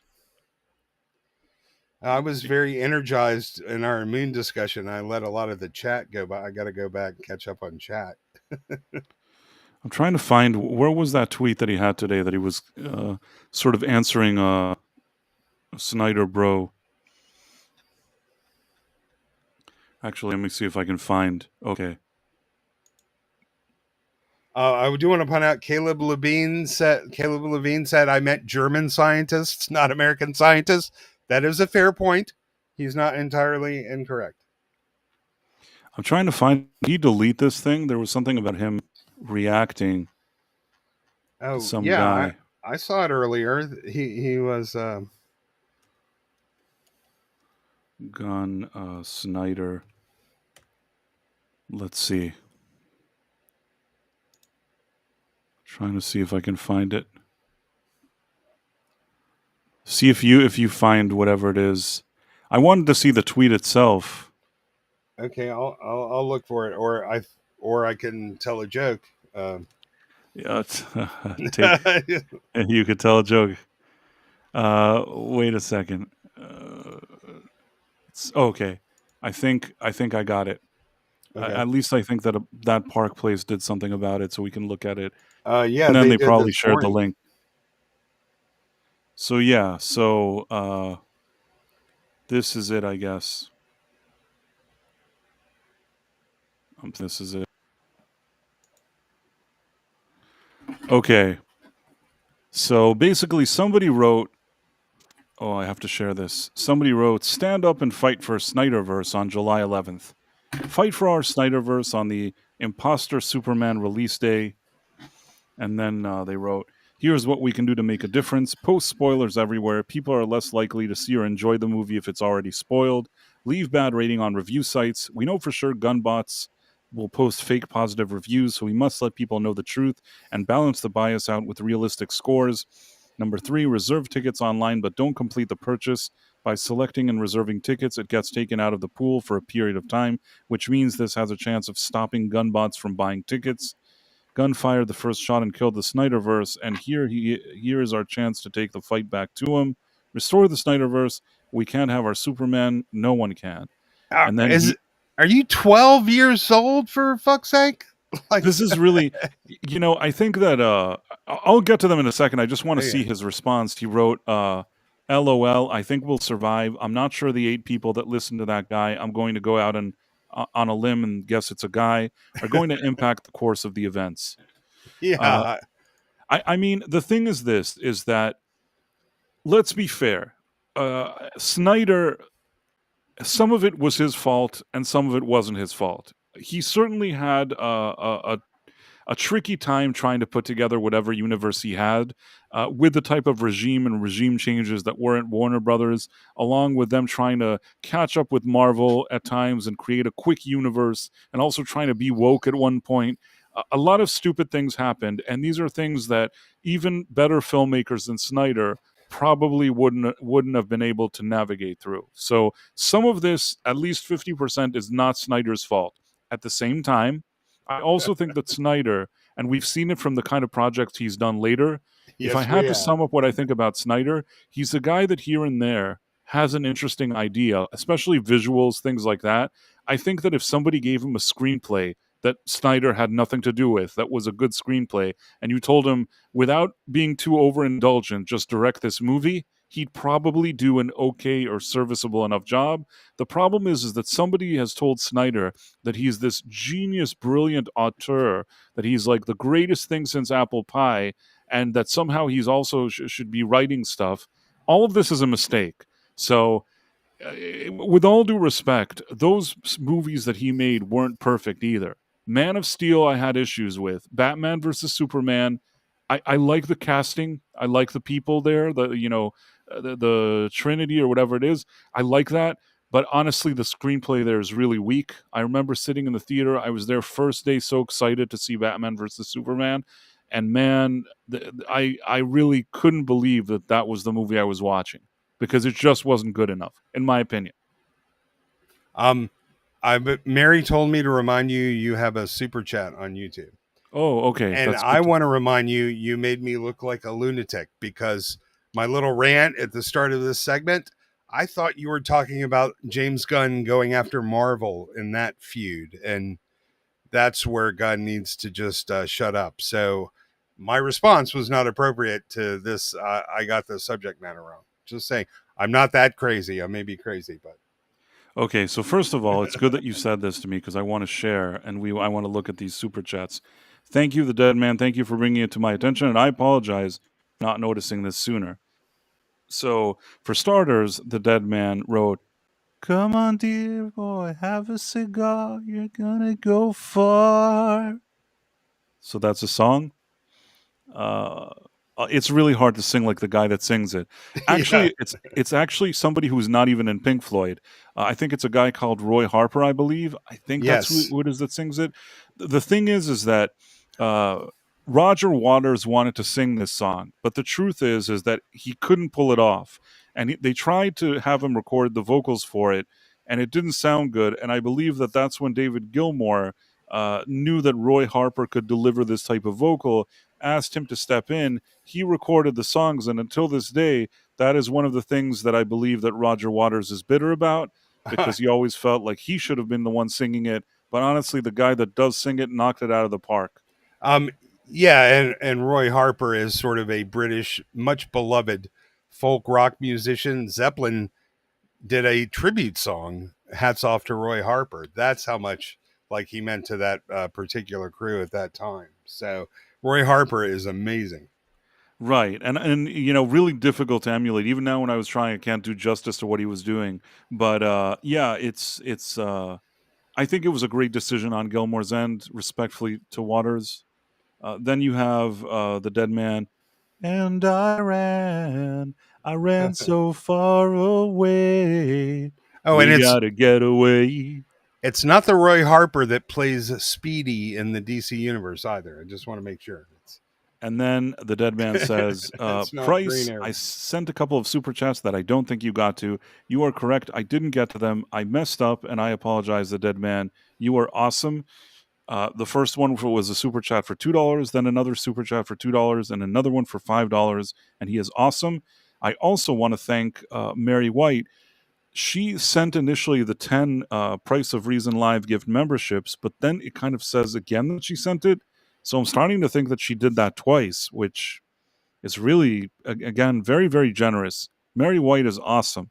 Uh, I just want to also clarify she's always been awesome. She appears on streams. She also helps out and she writes names of people, so I don't forget. And she brings things to my attention. And she's done that all the time. In addition to the fact that here and there she's very generous when it comes to the super chat stuff. But At the end, I felt that that's why I wanted to give her the wrench today. It wasn't just because suddenly she gave a super chat. I just kind of thought to myself that she does so much around here, and I just wanted to thank her in some way. And I don't know if the wrench is any way to thank anybody, but I think she's been doing a good job. Yeah, well, she earned it today for sure. And then Ace Hanlon, member for 4 months, so that's cool too. It's good to know. Yeah, the more you're here, the shield changes colors. So we were going back to the infantile, weird, odd Snyder Bros that just refuse to grow up and accept reality. And what in the hell is their problem? It's such a childish reaction. Yes, I think that that's really really childish. Uh, the truth is, okay. Now at the same time, I do think that, and I think Zack Snyder is a guy that needs to be kept on a leash. I think that they gave him too much leeway to do too much weird crap, and I don't think that he got the most out of that DC universe that he could have. With all of that being said, there's one thing that I'll give some of these weirdos is that once David Zaslav came back, and it looked like they were bringing back Henry Cavill for another Superman movie, even if he wanted to sort of move on and eventually give James Gunn the reins, I do think that at that moment they should have fast tracked a movie that had Batman, Superman, and Wonder Woman in it, and they should have made one movie to tie up that entire universe. And the reason I say it is because I spent money seeing all those movies, okay? Probably every stupid DC movie that came out, I was in the theater watching it. And the fact that at the end they don't even bother making one movie to sort of attempt to tie the story up kind of feels like you're getting cheated out of something. It's like, how can I invest all my time and energy and money into your stupid franchise if you won't even give it a proper send off? And that's the part that I didn't like. It's like I think that James Gunn could have quickly worked on that, just done one movie where he ties it up. It didn't even need to be like a Zack Snyder thing. Maybe they give Zack Snyder a production credit, not to completely humiliate him, say that he's going to be like a consultant. James Gunn, maybe even collaborates with him, does a screenplay, or doesn't collaborate, just leaves him to save face, has a screenplay, has something, sends off these characters, finishes off like that universe, and then takes like a 5-year break to kind of build his whole universe, or a few years. He took years off anyways. Nothing was happening. I think they should have done that. Not doing that is a disrespect to the people, to your customers. That's the way I see it. But with all of that being said, these weird Snyder Bros have always been annoying. They're it's fine if you like Snyder and if you like his movies, but the kind that they're just like petty and they want to destroy other people's work because they like Snyder and his movies so much, I think that is very childish and stupid, and I don't believe in that kind of bullying. Yeah, I'm I have a different thought process along a similar line. Well, one, they needed to give Henry Cavill a Superman movie, and I thought they had the perfect storyline, All Star Superman, um, which would have allowed him to go out in heroic fashion in a blaze of glory. As far as wrapping up all the DCEU had become so messy with so many nonsensical threads. I don't think it's possible to even wrap it up in a movie. And if you did, it would be a terrible movie because none of that stuff was making sense. So I would have rather, hey, you told Cavill he was back. He came back. You told him to tell us he was back, and then you cut the legs right out from under him 30 days later. That garnered you a lot of bad will.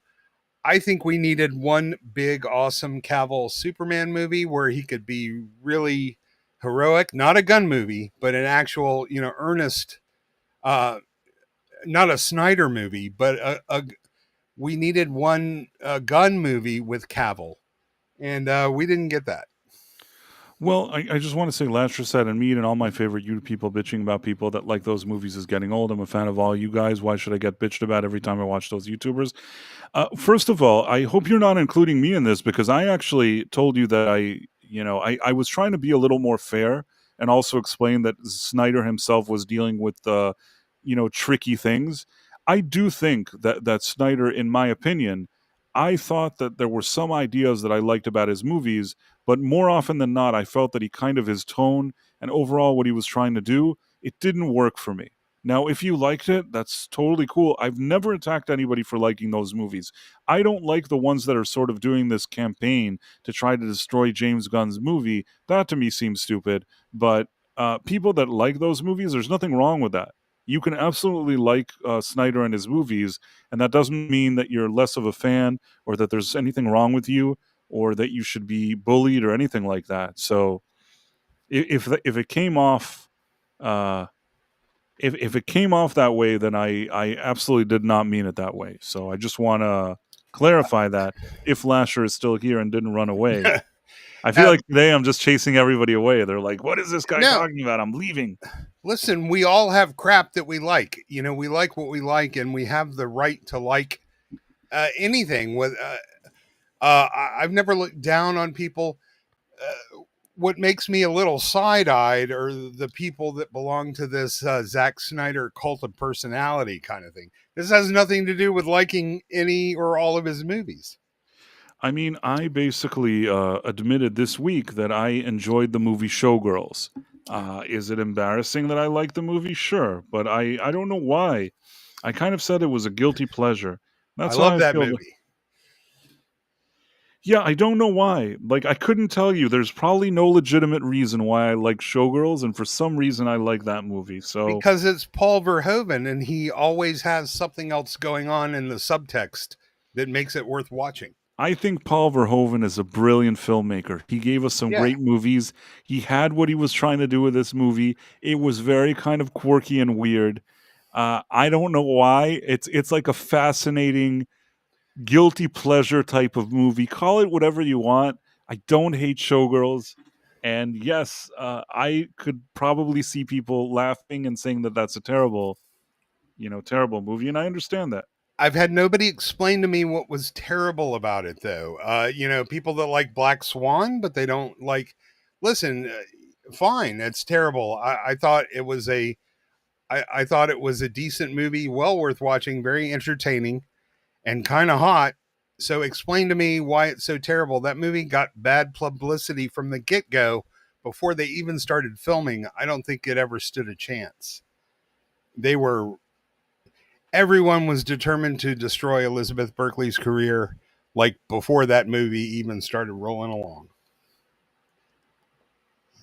She Well, was trying to grow up her image after being, what was the show? She was Full House or Who's the Boss or some one of those shit movies that I was drinking during the whole shows.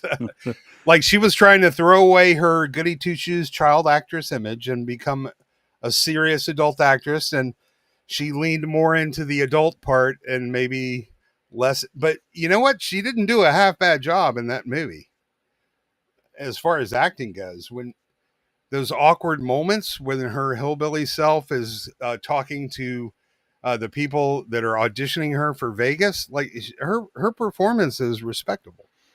she gives a fantastic performance. That's what I can say. Yeah. Lasher. Uh, the hate from both sides is stupid. The Snyder fans do overdo it. The YouTubers are starting to overdo it too. It's time for everyone to relax and enjoy what we love. Just my perspective. I don't disagree with you. Yeah. I honestly, if I had to give my thoughts, and I've said this before, I think that Zack Snyder, there's some visual ideas that he has that I like. When he directs a movie, there's certain things about like the style and the visuals that sometimes I find pleasing.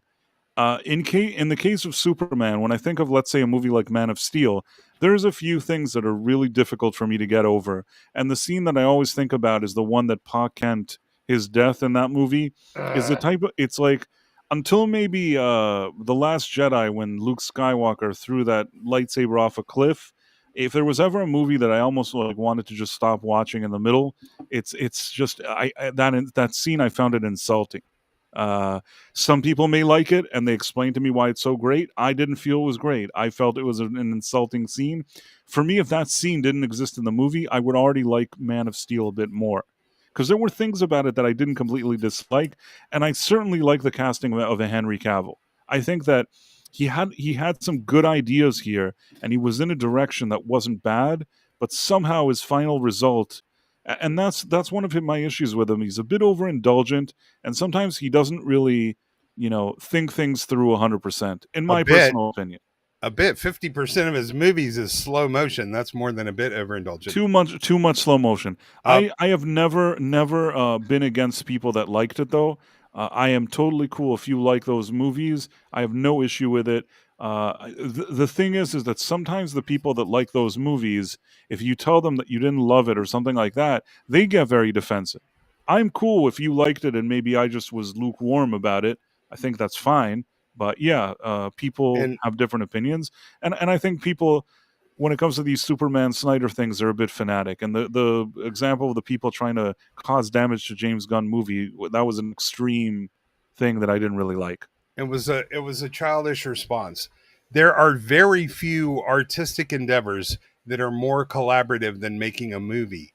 And I think that some very good, very talented directors fall into the trap of the auteur, and they think they can do it all themselves, and they end up sort of falling on their face a little bit after buying into their own PR.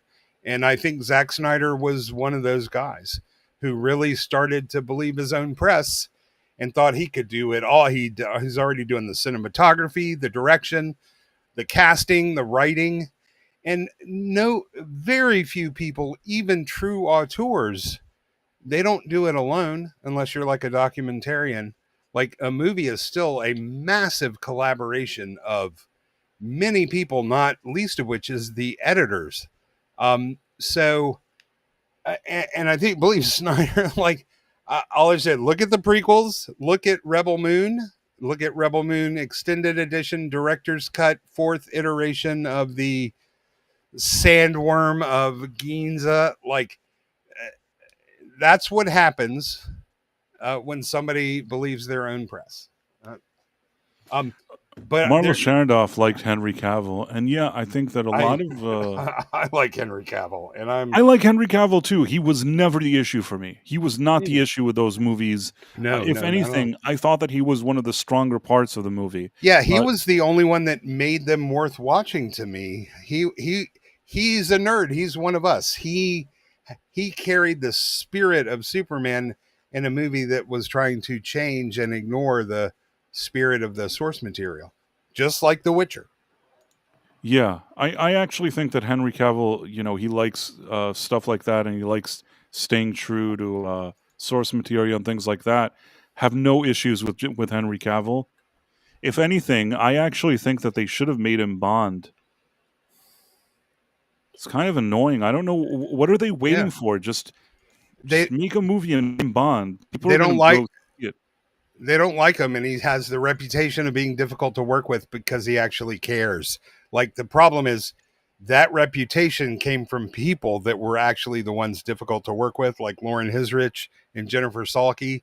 So we're dealing with a bit of a tainted reputation, whereas I believe he only ever wanted to do a good job for the fans and to honor the source material. If he lived in the wrong decade, if he was around like in the 90s or the 80s or even like 2000 to 2010, he would have been getting these type of roles and would have been a huge star. It's just that like I said, I mean, he's just in the wrong era. But what I wanted to show you is this video that if I was like the guy from Amazon, if I was like Jeff Bezos, this is what I would do. I would go and do interviews like this and try to gather more information like what I'm about to show you. And I think this is proof. You want to see proof why he should be James Bond? I'm going to show you the proof right now. Are you ready? Is it Argyle? No, no. Oh, thank God. Are you ready? I'm going to show you proof now. Okay. Okay. So, watch this? Henry Cavill or Brad Pitt? Henry Cavill or George Clooney? Henry Cavill or Denzel Washington? Henry Cavill or Morgan Freeman? Henry Cavill or Cillian Murphy? Henry Cavill or Benedict Cumberbatch? Henry Cavill or Tom Hanks? Henry Cavill or Jim Carrey? Henry Cavill or Joaquin Phoenix? Henry Cavill or Adam Driver? I don't know who that is. So Henry. Henry Cavill or Keanu Reeves? Henry. Henry Cavill or Michael B. Jordan? Henry. Henry Cavill or Chris Evans? We'll go with Henry again. Henry Cavill or Zac Efron? Henry. Henry Cavill or You'll Ryan have to. Reynolds? Henry. Henry Cavill or Ryan Gosling? Henry. Henry Cavill or Chris Hemsworth? Chris Hemsworth. We'll go with Henry. Henry Cavill or Tom Holland? Henry. Henry Cavill or Timothy Chalamet? Henry. Henry Cavill or Chris Pratt? We'll just say Henry again.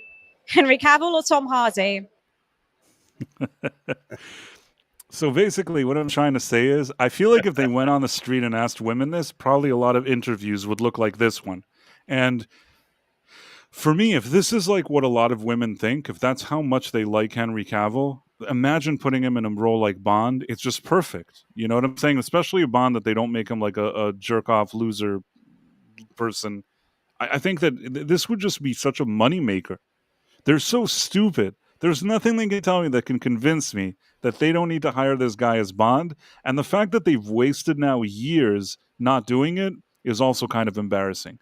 The second that like Daniel Craig was out, they needed to hit the ground running and make this franchise normal again, not the weird crap that we got from Daniel Craig, and bring Henry Cavill back, and I think they would have made a lot of money. Sadly, the one thing I don't like is that in the Daniel Craig era, they actually did make money.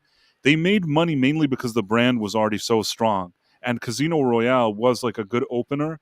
But really, all those movies with Craig, most of them were crappy. And I don't know why people don't acknowledge it. Because they were engaging in the message, man. They started going woke, and so all of a sudden, nothing else matters. Yeah, and I saw Last some year, ladies in the chat here were agreeing with this lady in the interview. I agree with the lady in the interview, man. But last year said Henry Cavill deserved a proper Superman trilogy. That's why I wanted to send him off with All-Star Superman and give him one good, solid goodbye resolution for the fans, so we would have fewer regrets going forward. And you know, Superman dies in that storyline, so it kind of clears the field for a reboot. And that's why All-Star Superman would have been the perfect send-off movie for Henry. Absolutely. I think that, you know what, I still think that because they had Wonder Woman and Batman, if he really was in a rush, all that he needed to do is they'd say, like, we're appointing James Gunn. James Gunn on day one says, we're doing a movie. You know, we want to send off like all these wonderful people and do like a final movie in this universe. It's going to be this big movie. We're bringing, you know, Ben Affleck as Batman, Henry Cavill as Superman, Gal Gadot as Wonder Woman, and you do just one movie. You wrap up everything with a nice bow, and then, like I said, you wait some time and you quietly take your time, rebuild, reboot, and start something new. And I totally think that would have been a good compromise. Instead, what they did was something that I find annoying, and I only hope for James Gunn that his Superman movie is so good that it'll justify what he did there. Because if this movie isn't that good, then I think that he made a mistake.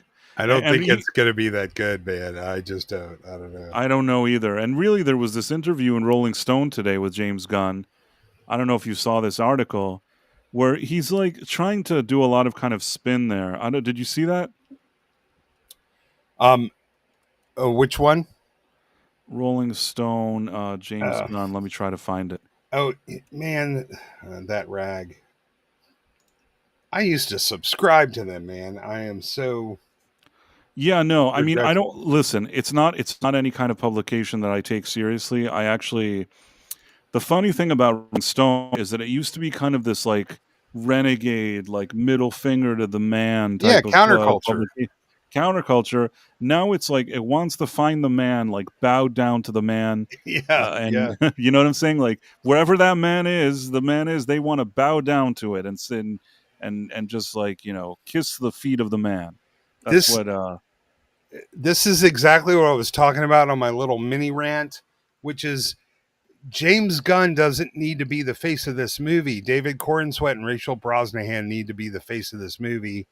And all we hear is James Gunn, James Gunn, James Gunn, James Gunn, Superman. People are starting to say Superman's James Gunn. Like he needs to, and now he's started a feud with Marvel. He's been doing some pretty nasty tweets, attacking people, which I don't mind, but you're not doing the movie any favors when you're kind of like setting yourself up for sour grapes before your own movie even comes out. I just don't think he's doing the film any favors by not shutting up. Wait a second. There was something here that he talked about Marvel sort of filming movies without a screenplay. Yeah, well, that is true, and he's not wrong, but he doesn't need to start a public fight at the moment. Yeah, I don't know. I think that what they're doing is they think to themselves, like, he has a following and we're really going to capitalize on him being the auteur. I don't know if that's a good idea. When you have something like Superman, it's like you said, that movie should just speak for itself. And the fact that this is part of their marketing strategy only gives me the feeling that perhaps the marketing isn't going as well as they'd like. And they have made a lot of mistakes in the marketing. Yeah, have you seen the video of Corenswet playing Superman with the kids? I'll try to find that if you haven't. Do you know which one I'm talking about? Hold on. I don't think so. Okay, let me see if I can find it and you can pull this up.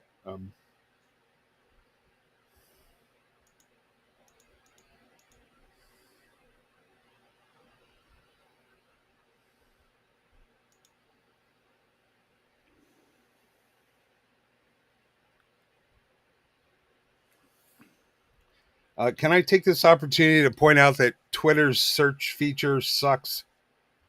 Yeah, that's fine.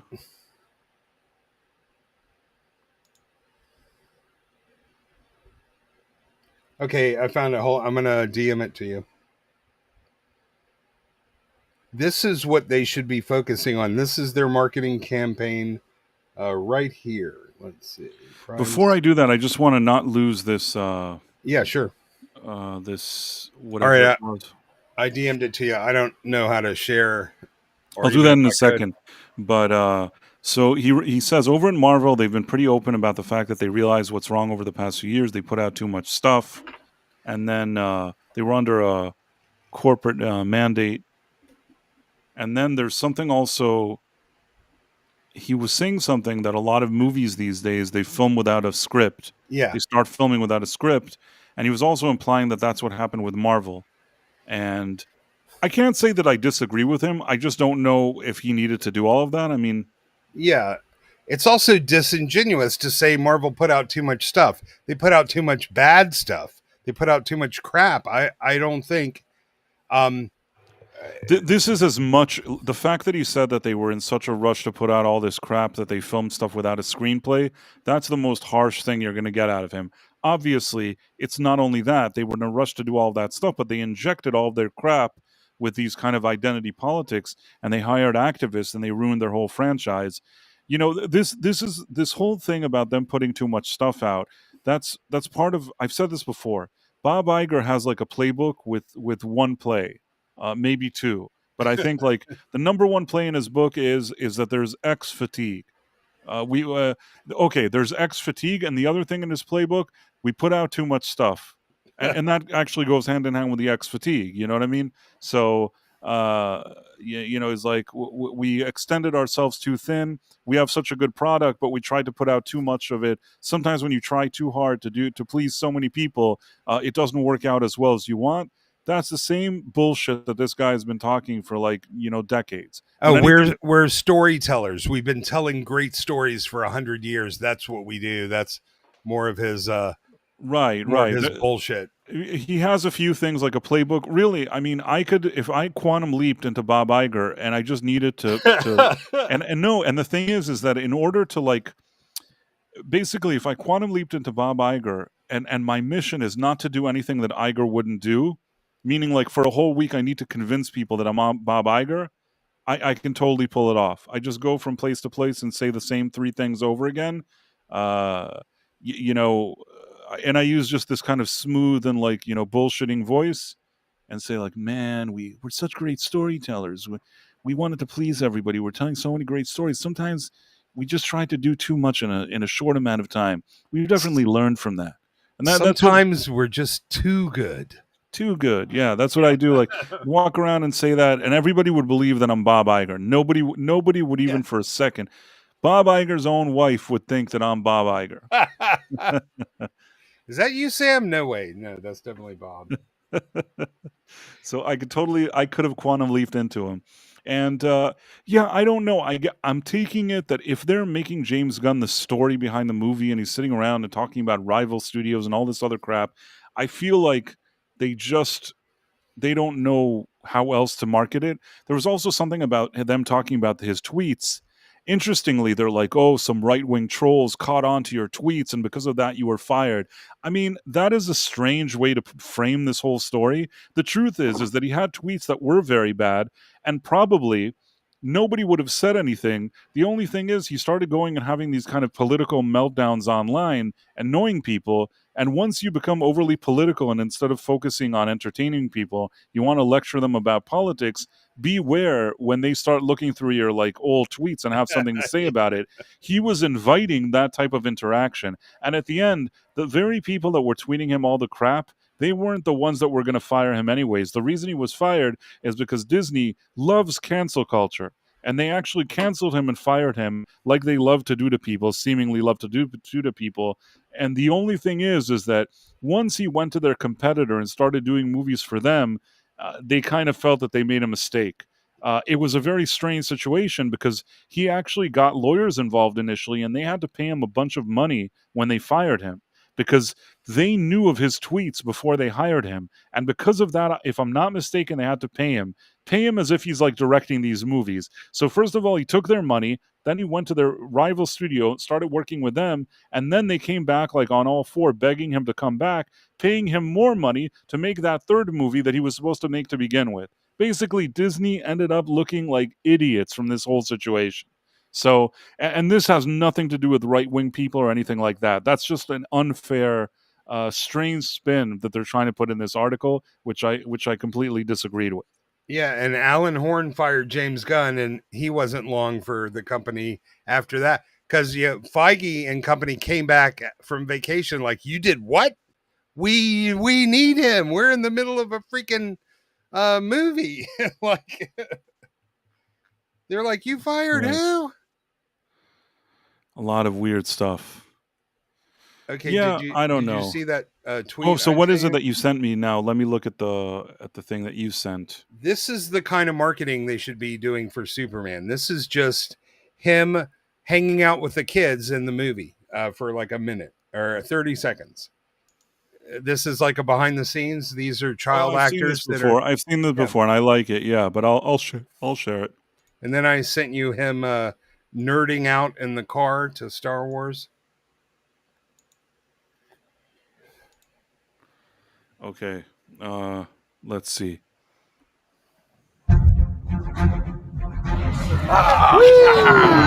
Yeah, good. Okay, good work. How is Superman to work with? He's fun.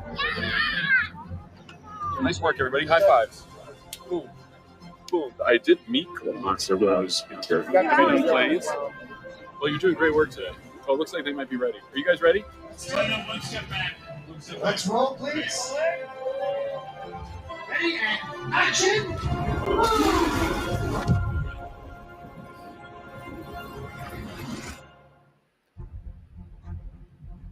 Yeah, I agree. I don't know. I don't know what they're all doing. I think that they've made some mistakes, certainly, but it is what it is. What's the other thing you wanted me to see? There's a thing where Corin Sweat is in his car. He's not singing. He's kind of goofing around in a nerd kind of way. He's Is that very when he's recreating Star Wars or something? yeah. He's a nerd like Cavill, like one of us. And I think if you put that guy front and center instead of James Gunn being all prickly, you would develop a lot more goodwill for this movie. You are probably correct. Let me try to put this on.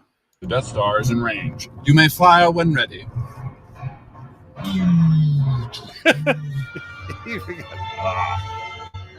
I have you now. What? Yahoo! You're all clear, kid. Now let's blow this thing and go home. I think it was a little early on that one. You're all clear, kid. Now let's blow this thing and go home.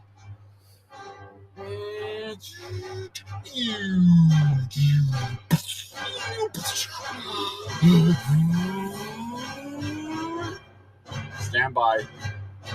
Stand by.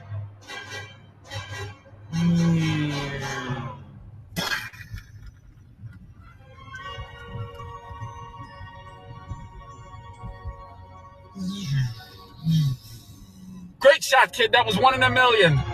The Force will be with you always.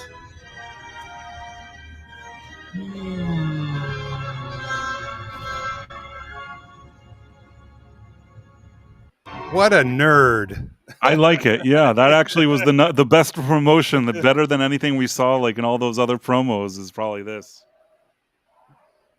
Yeah, man, I'm just tired of all the negativity surrounding everything. You know, if you're gonna give us a good, you know, make it about the movie, make it about Superman, make it about the act. Don't make it about the behind the politic. I'm just, you know, I still hope it's good, but I just don't think it's going to be that good. I want it to be good. I want them all to be good. I am more hopeful for this one than I am Fantastic. Somebody came up with a great. It was like the I forgot. Fantastic Boar. Yeah, it was like craptastic. Craptastic Boar. It was really funny though. Somebody spelled it out on Brune's channel. I'll have to go back and look. Yeah, I mean, there's the Femtastic Four. You know, the Soytastic Four. Yeah, that I believe now, and we're starting to get some good numbers showing. I don't think it's going to do very well, which will be 3 flops in a row for Marvel, or 4 if you count Ironheart, which is next week. We have another chat from the dead man. Oh, cool. Let me. I hope he's still here and he didn't run away. Let me share this. He's still logged in on the chat. Okay. So we have this, which is the dead man, and he gave another $5 super chat, which is greatly appreciated, as always. And it says, Price, I need some lore. I looked at your older videos and R2 wasn't always your co-host. Explain yourself. That is an interesting story, and I'm going to tell you what happened. Hey, Outlaw Bill, how's it going? For those of you who have been here for a while, Outlaw Bill actually used to have a different name, but now he's Outlaw Bill. But I like his current name more than his previous name. It's always nice to see him. He's been doing some really nice things on his channel. If you're not familiar with it, he does these kind of watch-alongs. And I even, recently he invited me to do some karaoke with him, and that was nice as well. So nice to see you here, Outlaw Bill. Anyhow, so he was saying that he wanted lore. Okay, so the history of the Night Owl, I'll just give you some history. I actually have a sort of what's called the main channel, which I do reviews mostly for TV and movies and things like that. And I would post stuff there once in a while. Maybe if it's a really interesting news story, I'll do like a proper, well-edited video, or a decently edited video at least, or somewhat decently. And I put it on that channel. And that's something that I've been doing for a while, for a few years now. And maybe it was around, I want to say a year and a half ago or something like that, where I started feeling like I wanted to do live streams. And I don't know, some people believe that there's nothing wrong with having a channel where you do proper videos and also live streams. for whatever reasons, I decided to try to separate and have one channel that's sort of more experimental, where I do live streams, and the other one would be more for my proper reviews. So that's why there's the Price of Reason kind of main channel, where you see me, but like with a blue background, and then you have Price of Reason Live, which is sort of a purpley, light purple color in the background. That's the one you're watching now. Now, when I did the Price of Reason Live, the first thing I did was actually Quantum Leap Revisited, which is a show every Thursday where we watch like the original series Quantum Leap, and we talk about the episodes, and that's kind of what we do there. Now, at some point, I don't know what happened. I wanted to kind of experiment more and try to do this kind of late night show, because I was on a few streams and people would tell me that I sounded like a late night host. I don't know why I sound like a late night host. Maybe it's something about the voice. That's why I guess when Vex is in bed and she's trying to fall asleep, she likes listening to the sound of my voice. I don't know if that's a compliment or not, but this is stuff that I've been told. Of course, it's a compliment. You're soothing. Your dulcet tones. It's a soothing voice that you just listen to it and want to go to sleep. I'll take that as a compliment. In any case, so what happened is that I was told I had a late night voice. So I'm like, okay, well, I'll try a late night show. So the first Night Owl is just me sitting with a microphone, and I think for an hour just talking with myself. That was the original show.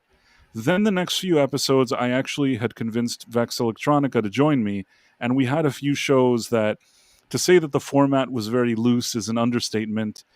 We spent time talking about a show that I think her and I are the only people that ever watched it, and we were talking about it for hours. Whoever even encountered that stream probably thought, what on earth are these people talking about? And then we had another similar stream where we also were under, I don't want to say we were under the influence, but we were both very kind of, it was a very interesting atmosphere. Those early episodes with Vex, where it's like, I think if anybody listened to it now, probably sounds completely bonkers. And then what happened is that after that, Vex, she couldn't really commit to the late hours, and even though she definitely came back from time to time, was welcome. The next thing that happened is that I had gotten to know a guy called Dread Roberts, and he and I were having some great conversations, and I liked his videos, and he liked my videos, and we had become friendly. And I offered him, I said, why don't we hang out here and just do this kind of nightly show? And for a while, we did do that. And Dread Roberts is a really nice guy. I had a really great experience, and he's a super nice guy. The thing is that he increasingly had some stuff going on that had to do with his family, good stuff, but he had to spend more time with his family. And without getting into too many details, it's his life, but I'm saying it became more difficult to him because of his commitments to his family. And I completely understood that. There was a matter of him relocating with his family, doing something for work, in addition to his family. So a lot of things were going on with him. And even during those later days where he was busy, I had sort of gotten to know Professor R2 because he's friends and also appears on Mr. Brown Alliance, which is also a channel that I appear on streams there from time to time. So he was a guy, he and I had crossed paths at different points, and I don't remember. I think that, I just invited him to hang out.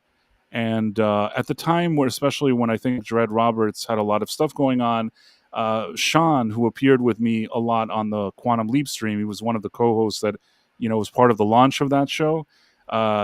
He came on and would appear from time to time, and Professor R2 would appear from time to time. And we just, we built something really nice, just us hanging out.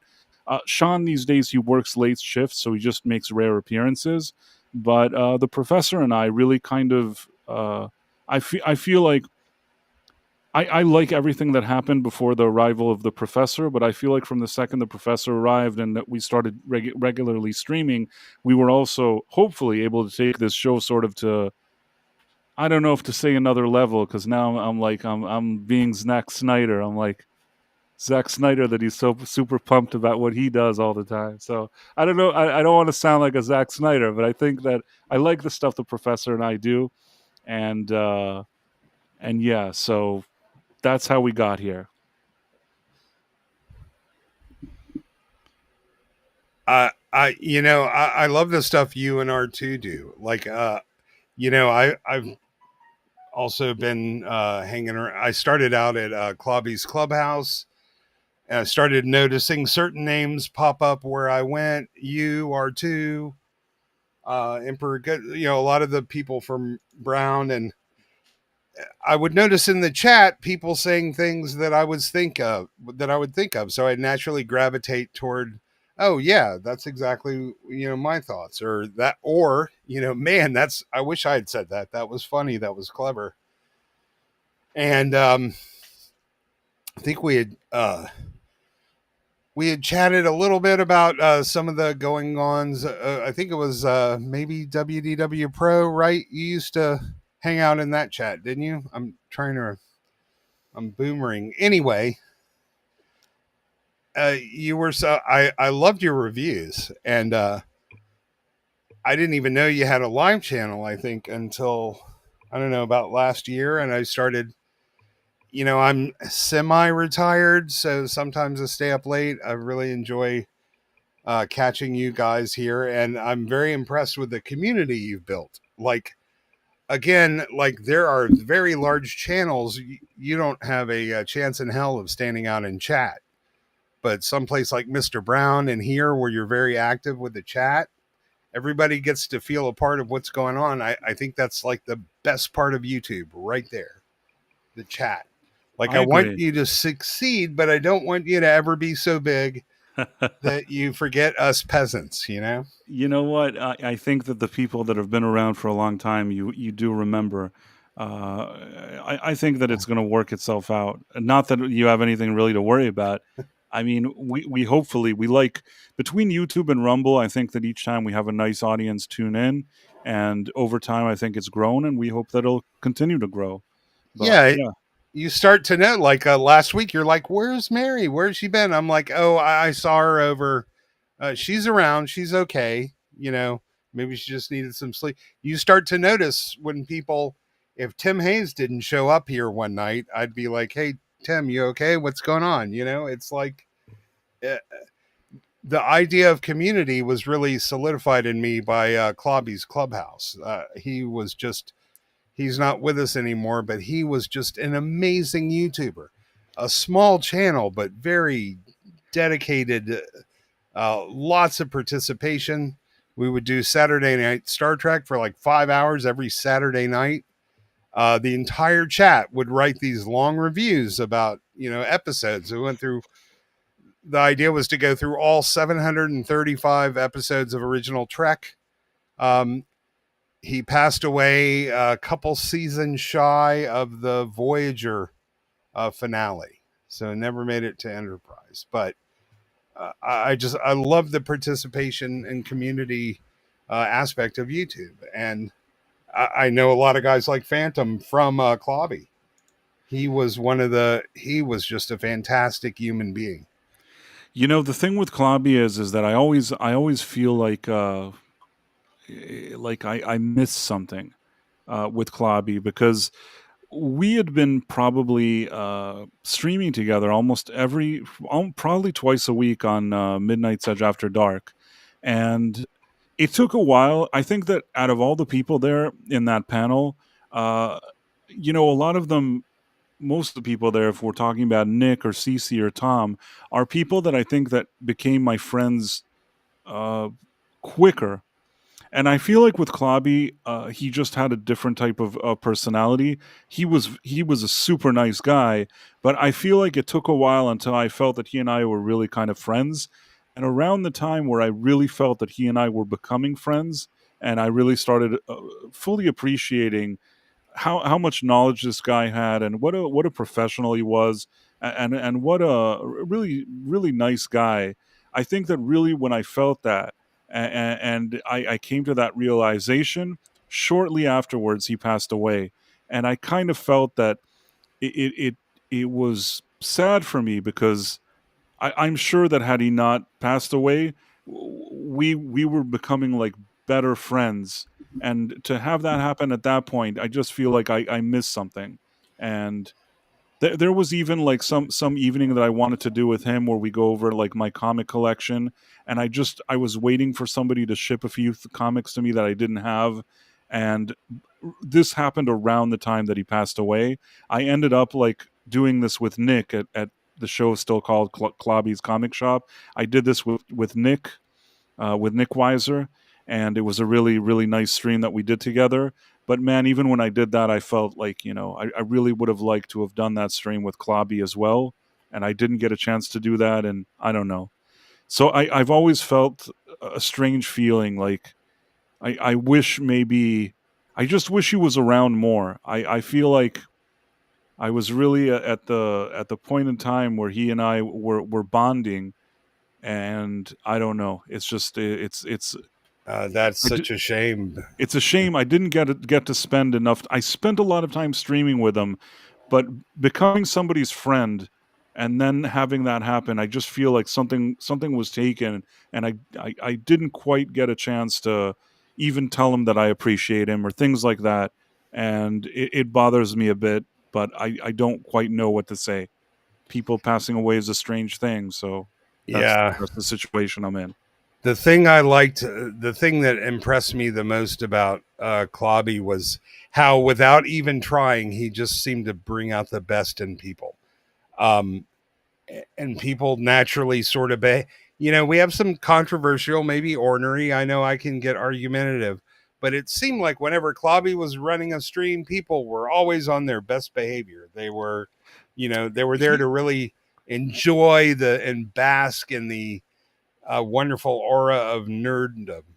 Like he wasn't mean spirited. No, you know what not I mean? At all. Not there was in his body. He didn't have that. He could easily make fun of something that's stupid. And I think that one of the things that I especially liked about Klobby is that we could watch a trailer for some movie or something, and he'd say 2 words to sum up what we just seen, and those 2 words would stick. Like he knew exactly the term. He knew how to look at it. Like, you'd show him the trailer and he'll come up with a new name for the movie or some kind of funny name for the director, and those things would stay with you. And he was just really, really good, kind of like a copywriter. He knew exactly the thing to say about it when we saw it, and he did it in kind of such a calm and polite demeanor.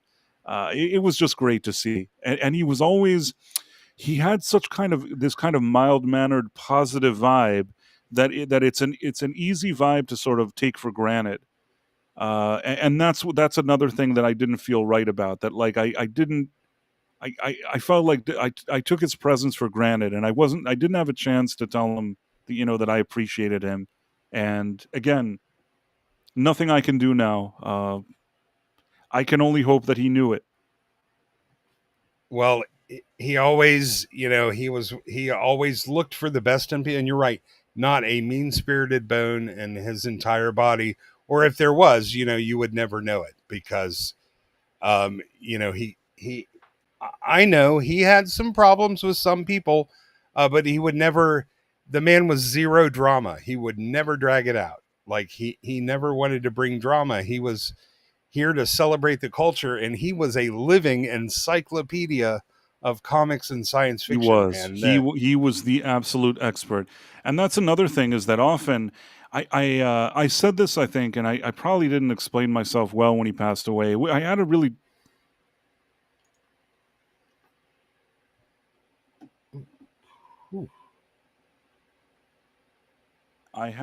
difficult time. Can you hear me? Yeah. Can you hear me? Yeah, I can. So I had a difficult time when he passed away. Also, that he was so knowledgeable. You know what I mean? That was something that I remember saying, that I didn't quite know initially how to impress this guy because he had so much knowledge. Like there were things that I could talk about with Tom, and maybe some things that I would say that maybe I know even that he doesn't know. Or when it came to Nick, there was stuff that I had something to contribute. He had something to contribute. Same with CC Karaoke. With Klobby, I just felt he was so knowledgeable that I could never really out comics him. You know what I mean? There was nothing that I knew that I felt was as good as what he had known, and he was so knowledgeable. Guys that wasn't- worked in the industry couldn't out comic him, you know? Like he ran a comics shop for decades and he read everything that he sold, man. Lasher says, I think friends always feel that way when they lose one. It's normal, but our friends and family know that we love each other. I agree with you. Like I said, it was such a surprise and it came out of left field. And if I would have known, I would have, like, even if it's something that I can't change, like that is what fate is, I would have, at least, if I could have been more appreciative or say something, or I don't know what. I just feel like I felt a strange feeling when he passed away, and I don't really know what to say beyond that. But I guess that's part of when somebody's around you and you're streaming with them twice a week, and he's always there, and you're hanging out and doing all this stuff and having all these great conversations. It's easy to take that for granted. You don't think that person just one day will be gone all of a sudden, and it is what it is. Yeah. Anyhow, I don't know how we got to all of this. How did we even get here? I'm not sure. But this is the Night Owl, so we get to weird places, and I guess Yeah. we got here as well. It's one of the great things about this place. Right, and that is one of the great things about this place. There was something else. I don't know why. What's been going on with immigration again? I feel like what happened today? What happened to the immigration? Was some other weird things going on? Well, most of the weekend, most of No King's Day stuff. Right, because of the No King stuff. Right. It was pretty low. I think once the state representative got killed in Minnesota, really took the air out of the thing. And everywhere except LA, it was pretty low key because that was a horrible thing that happened up there. But I think Tim Waltz told everyone to stay home, and what was I saying, took the air out of the tires of a lot of people who were really revved up to go out and protest over the weekend. So there was the car that ran over the person that was, a little bit, it was interesting to watch. And then another person got shot because there are areas of LA where it's just straight up looting. These aren't even protesters. These are just the opportunistic hooligans that come out when other people come out and give everyone a bad name. But mostly it was sort of a non-event, and it was a little overshadowed by everything going on in the Middle East as well. So yeah, I don't know. Listen, and I'll say this. I thought of it this week. I thought of it as people want lore, so I want to give like personal lore. Okay, so I came to the conclusion that I have a strange way to explain how I feel about all this immigrant stuff. So I think that back in the day, it would be that there would be some illegal people that came from different places, and that was a thing. But I think that back in the day, it happened on a much smaller scale. And I think that when that happened, it wasn't at the everybody's primary focus. I think that the problem is that once, like what we had in the Biden era, where he let so many people through the border, when there were so many millions just coming in, we don't know who they are, what they're coming, or what they're doing.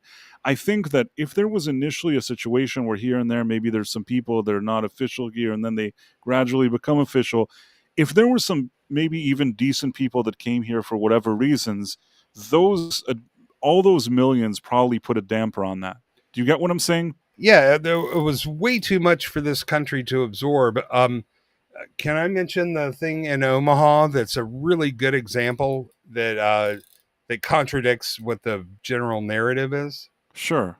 So, they say we need illegal immigrants to do the jobs that Americans won't do. Well, ICE raided a meatpacking plant in Omaha, and they took away like 56 of the 63 employees. And on Monday, there were hundreds of people lined up around the block to apply for jobs. Americans applying for U.S. jobs that, were being given to illegals. So their idea that we need illegals to do all the work no one wants to do, that's not true.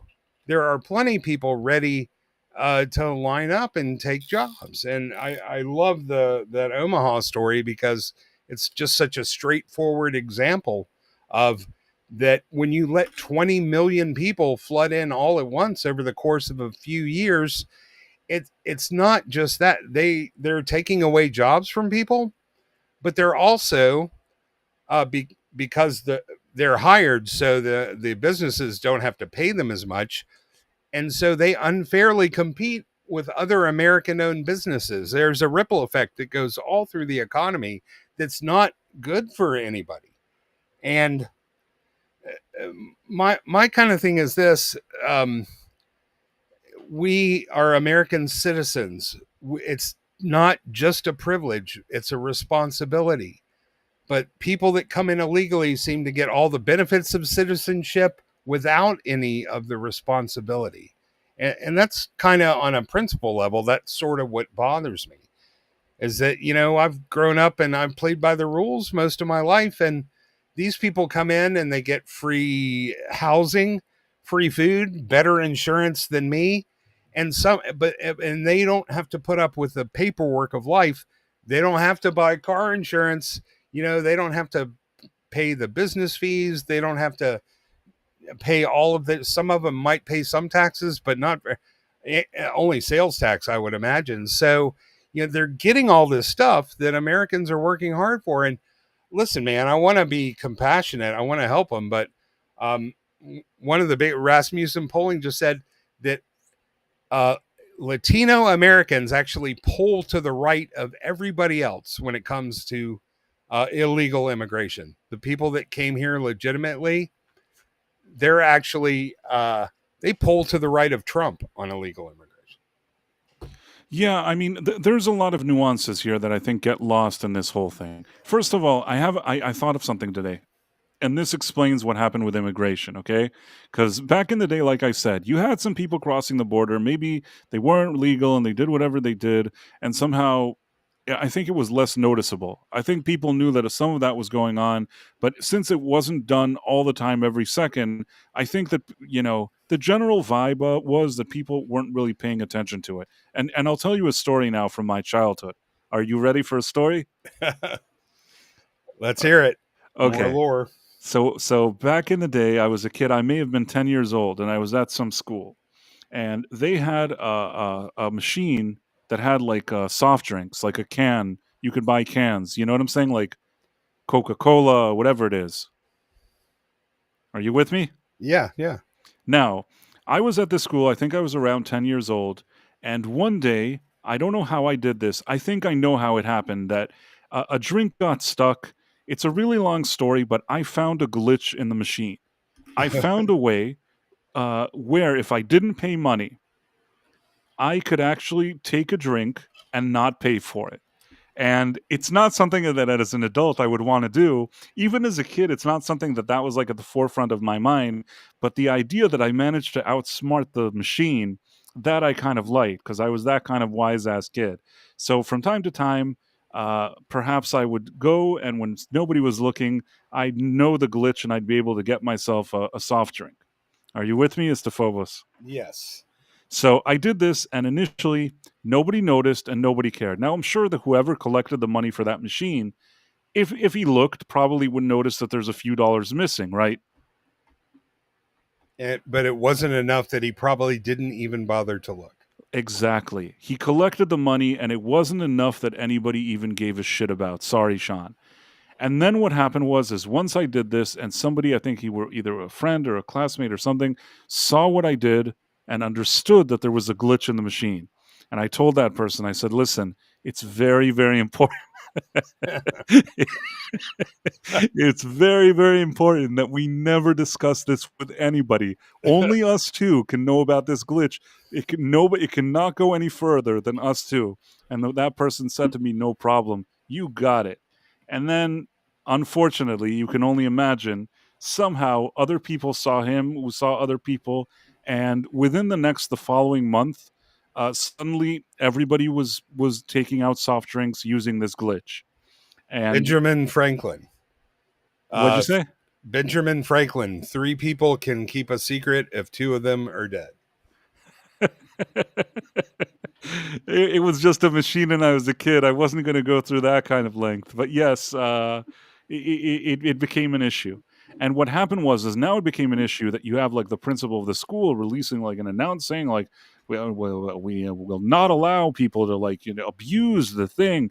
Meanwhile, what happened is that I think that they came and either ended up replacing whoever the company that had this machine, either ended up bringing a different machine or adding safeguards, fixing the glitch. So first of all, you couldn't do it anymore. You couldn't do whatever the glitch was. You could do it no longer. I even think that maybe because of the new machine or whatever it is, maybe they raised the price. So at the end, what happened is that instead of just being something that nobody cares about, that a few dollars are missing at the end of the month and nobody notices, now it became that the person that went to collect the money from the machine probably was left with like, he was expecting $300 and he ended up with like $20. You know what I'm saying? So once things become over the top and there's a kind of a greedy feeling around it and it's so extreme, everything becomes worse. Now nobody can get it. Now it's more expensive. And really, that's the way. This whole thing with the soft drink machine and me when I was 10 years old, I think that's what happened with illegal immigration. Instead of here and there being like a person here, a person there, it became that they just opened those borders during those Biden years and they just allowed anybody to do whatever it is that they wanted. And I don't think that our country was any better for it.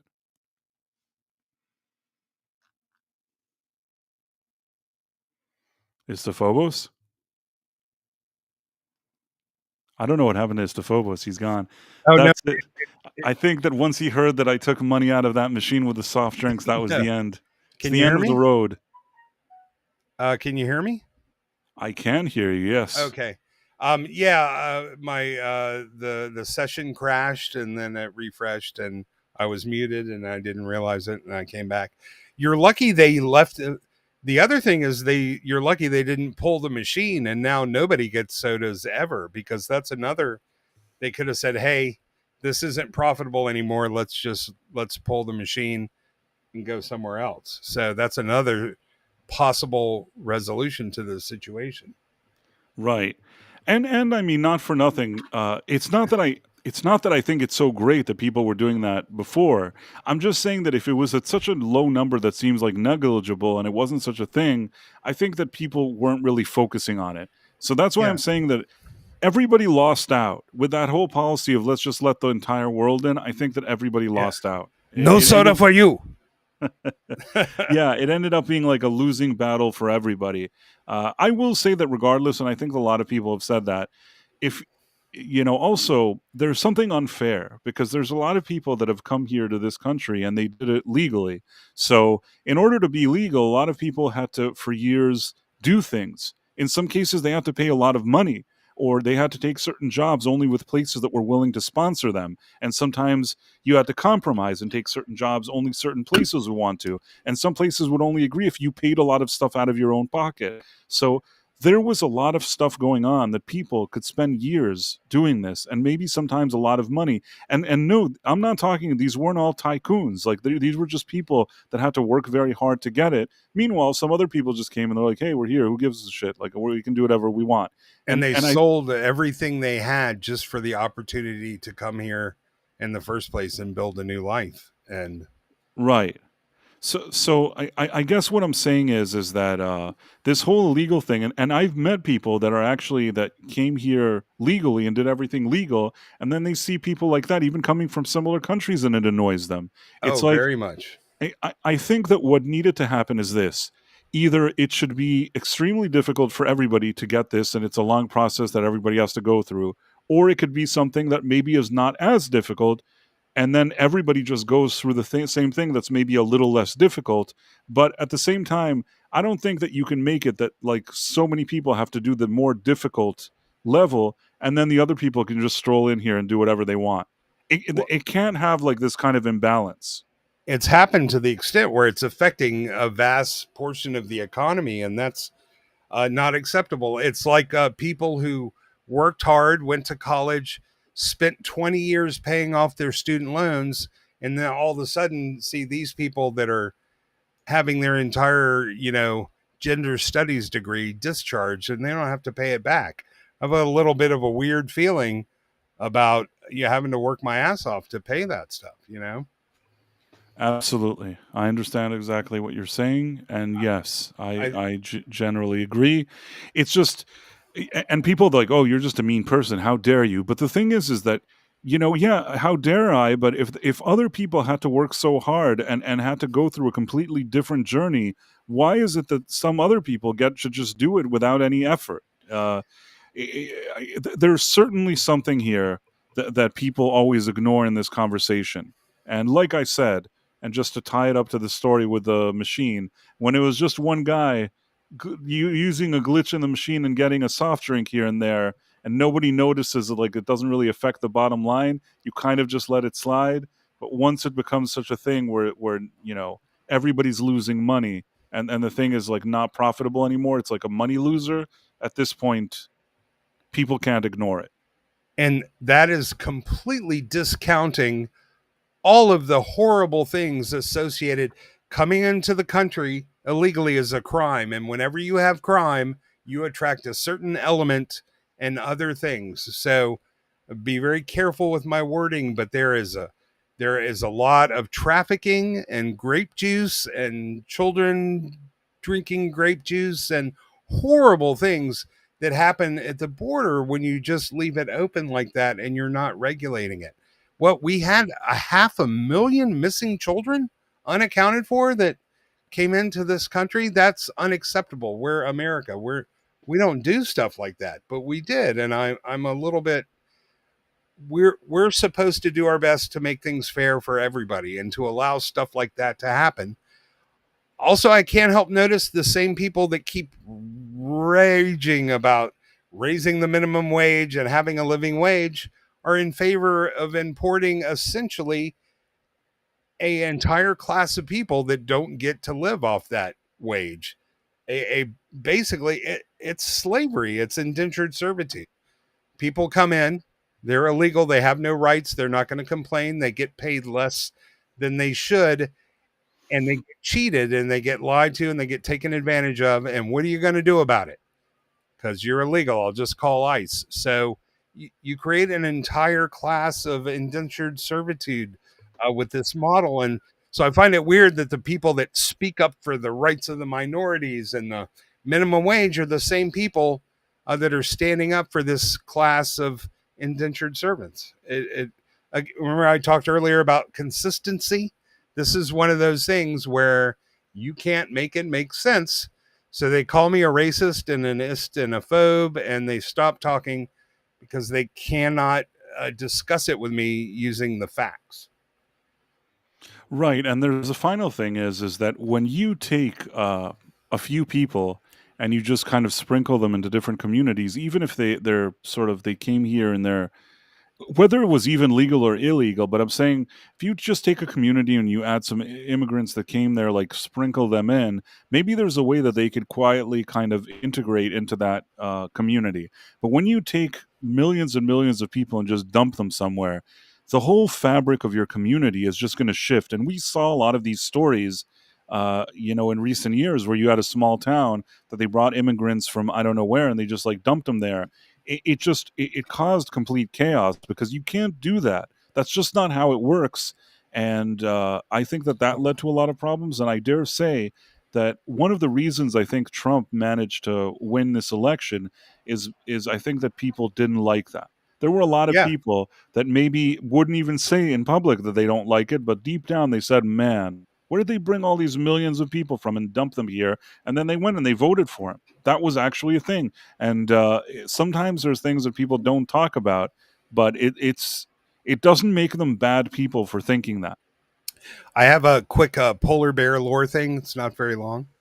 Sure, go on. So people know Do that it. I'm sober. I used to be an alcoholic, and I used to sort of sneak into my parents' house and my sister's house, and I would take a little bit of vodka from the bottle and then pour a little bit of water in that bottle. You see what's happening here? I could get away with it as long as I just took a little and filled it with water. And then one day my sister goes to pour herself some Grey Goose, and it's 90% water because I got a little too greedy. I cheated more than the system could reasonably handle or be expected to handle. And but this all came back on me because kind of near when I stopped, I was really in bad shape. I actually broke into my parents' house because they weren't letting me come over anymore. And I stole a bunch of liquor bottles. And then I get them to my little place, my shopping cart where I'm living in the street. And I go to drink and they're all water because I had already stolen the alcohol from the bottles and filled them with water. So when I went to steal the bottles, they were already filled with water. It's like Homer and his little emergency donut. He's like, I owe you one donut. He's like, damn it, Homer, always one step ahead of me. So it's the same kind of thing. You can get away with a little bit, but at some point, it's just not reasonable. You are a burden to the system too much. 90% Grey Goose, you might be able to pass that. 10% Grey Goose, not a chance. So that's my little drinking lore story. I see. Well, I like Grey Goose. I read somewhere that I don't know. I saw it was a video report or something where the guy that created Grey Goose, that it was all about the marketing with the said it was from France and like how he made the long bottle, all these kind of things that he wanted to market it. It was kind of clever. I don't remember what I saw it. I thought it was interesting. In any case, just because we had it on the thumbnail, like as one of the topics in the description, I just wanted to say that like Stellar Blade continues to do well, and you have this annoying Paul Tassi guy. Paul Tassi guy, for those who know or have watched, I've had issues with him before. And one time I said something, got very annoyed and blocked me, and then I told people he blocked me, and then everybody was laughing at him, so he unblocked me and told people that he was unblocking me, even though he thinks I'm a loser. And then I guess he either blocked me again or didn't block me. I don't even know. In any case, I guess now I'm not blocked. He unblocked me because people were making fun of him that he blocked me. I know that sounds weird, but that really did happen. It is 100% true, not making that up. Tassi is the biggest twit. He's even worse than the guy he replaced, Scott Mendelsohn. Yes. Yeah, he's worse. But he's worse than him, absolutely. But they do have some shared qualities. But yeah, he's even worse than him. So Paul Tassi, Stellar Blade Curve is interesting. As you can see, just how Asia focused it is. Prime gaming time in the West is pretty much its daily low point. Tweet screenshot prevention. I'm not saying this is bad. If you're not saying this is bad, what are you even saying? You know what I mean? If you're not trying to give some kind of weird cope to why it's succeeding, then what's this tweet all about? And he can write this thing and sort of say, oh, like, don't worry, I'm not saying it's bad. Well, you brought it up. You're making it seem like because people in Asia are playing it, maybe and like in the West, it's not as popular as in Asia or whatever you're trying to say. What's your bottom line here? At the end, when a game is released, you need people to play it. And if there's a bunch of people playing it and people buying copies of it, that means that game is a success.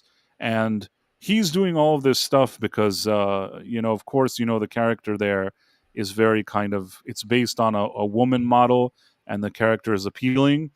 And he's just trying to find weird gymnastics, mental gymnastics. He wrote an article the other day that he was basically saying, listen, like initially when I played it, I didn't like the game, but I'm going to give you tips on how you can enjoy it. If you do what I tell you, you'll be able to enjoy the game. It's like, dude, just shut the fuck up. You know what I mean? Like, he actually wrote an article like this, and then he had this other crap today. So what I answered him was, most of the people who read your articles are far left extremists, but Forbes still counts them as readers, right? Like if he had to evaluate his work and show how many people viewed his article, would he look and say, oh, there's a few people in Asia that liked it? Would that matter to him? Do you get what I'm trying to say? Yeah, well, I mean, he doesn't even try to hide the fact that he's a industry shill and that, he's basically a mouthpiece for the industry. At least in the old days, they would try to hide that and create a kind of an appearance of neutrality or objectivity. But he like Grace Randolph recently coming out admitting that it's her job to defend Disney. Like they're not even pretending anymore. But Tassi's particularly, he's actually blocked me too, and I hate it. Like he sends me a nasty tweet, then instantly blocks me, so I never have a chance to respond. It's just like, all right, well, I'm living in your head. Thanks for letting me know that. So yeah, this was the Sorry, thing. Sean. Wait, hold on. I'm trying to find this thing. I'm pretty sure I said a bad word. I'm going to assume when I open my mouth, I say a bad word. So sorry, Sean. I'm trying to find that tweet. I hope he didn't delete it. That thing that he's like, that he wrote. Yeah.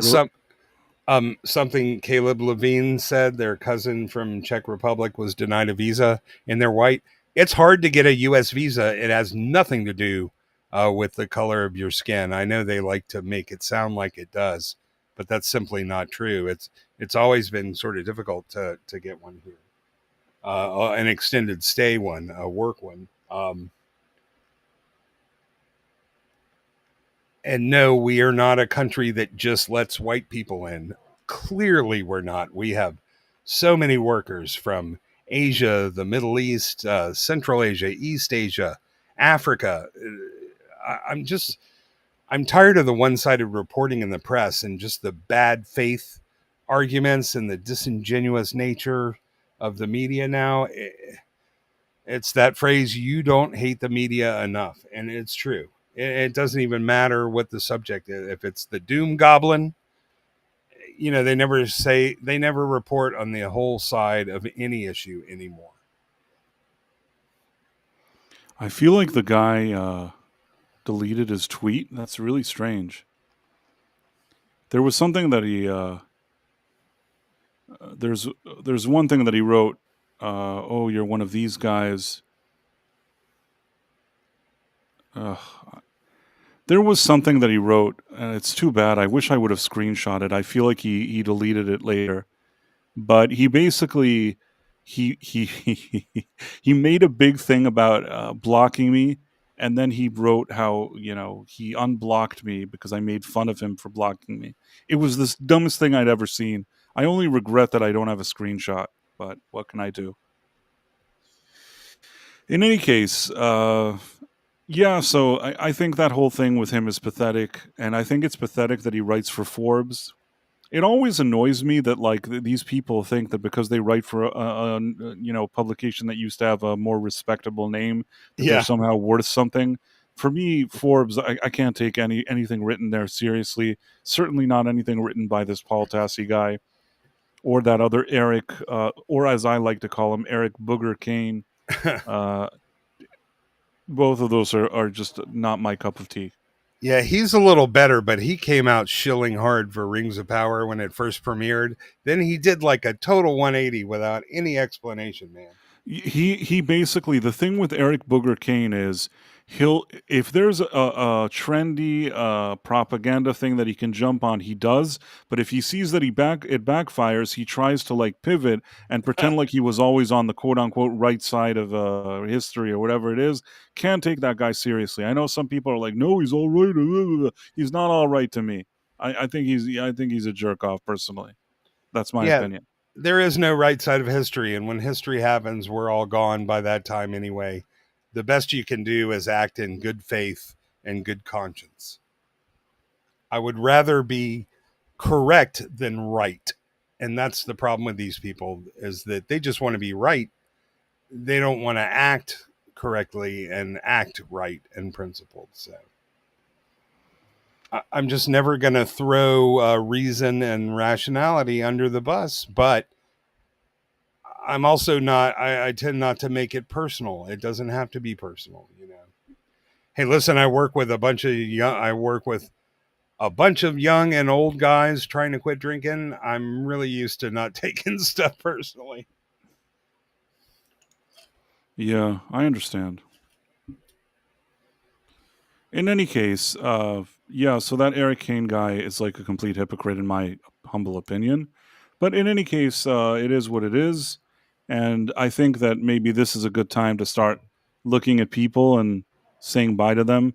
I wish the professor was here because I actually got kicked out a few times. He's usually pretty good at putting together a list. I'm probably going to miss a lot of people now, and I'm really sorry. I was I was doing so good until 20 minutes ago when everything crashed, but It always crashes, and like somehow I think that the professor always manages to. he's screenshotting or something. Yeah, I'll try to help. I do have some of I'll do the best I can. Okay, so we have Darren M, DJ Play Nice, Phantom Outsider, Caleb Levine. We have Lasher, Keely Chow, Tim Hayes. There's, I think I said Phantom Outsider. Let me see. The Dead Man, of course. Thank you for all the super chats. And we have Granola Grin. Thank you for stopping by. Mary White, who, again, really appreciative for everything Mary White does. And we got Stephobos, you're here too. The Professor R2 was here. And yeah, he should hopefully be here on Thursday. Megan, love you too long. Megan 2, love you too long. Megan 2, love you long time. You guys are Americans. You don't drink tea as often as coffee. The Victor is right. I mean, right history, so they're always right. Not sure what that's about, but it's great to see everybody here. And then I'm going to go to the Rumble side and try to give some shout outs there. Do you remember the guy that was going to leave? I think it was Domini, and then there was Bigot. Okay, so there's Dude Bro Seth 420. There's Bigot on Socialist Media. That's it. There's Danovia, and then you had, what was it? You had Darren My. We had Double R Star. Tim Hayes also on this side. Elizabeth Quince, of course. It's always nice to see. Let me see what else. Actually, the Rumble one, I got a lot of them. Atari Legend. And we had Folsom Lockdown. And we had, trying to think what else. Dude Bro Seth, Phantom Monk. Oh, Karate Werewolf is here earlier. Yes, I remember Karate Werewolf. That was true as well. I think I got most of the people. Keely Chow, I don't know if I said. If I missed anybody, Lasher. If I missed anybody, I'm really, really sorry. Vex Electronica was here. I remember her saying a few words and dozing off, as she usually does.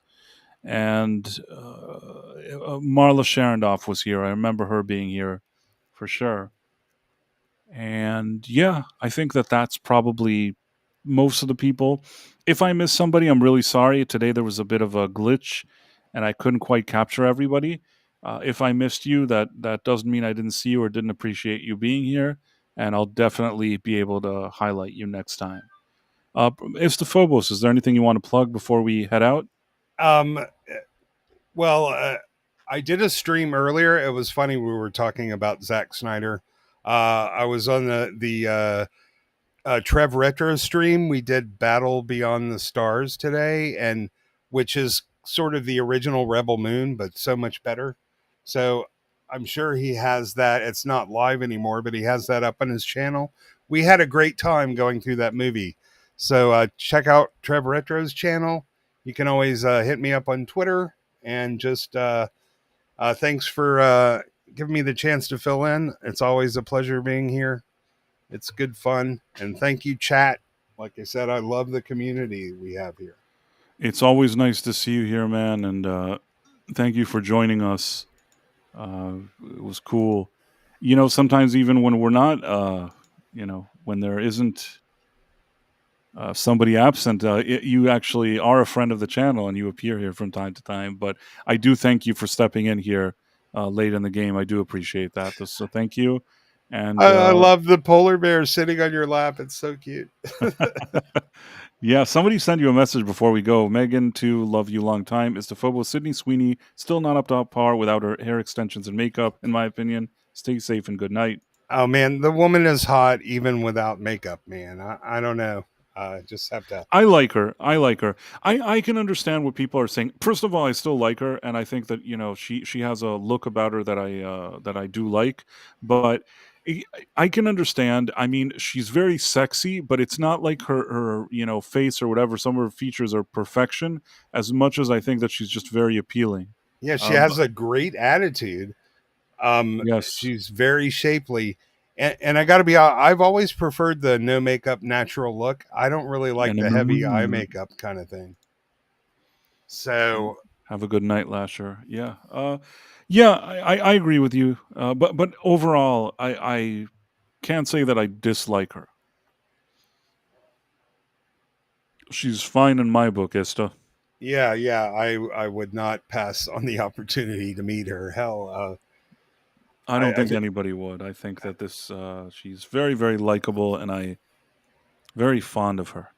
So, on that positive note, I think we can sign off. I want to thank you, everybody, for being here, and we'll see you guys on Tuesday here on the Night Owl, which we do every Tuesdays and Thursdays at 11:45 p.m. Eastern, and we'll see you there.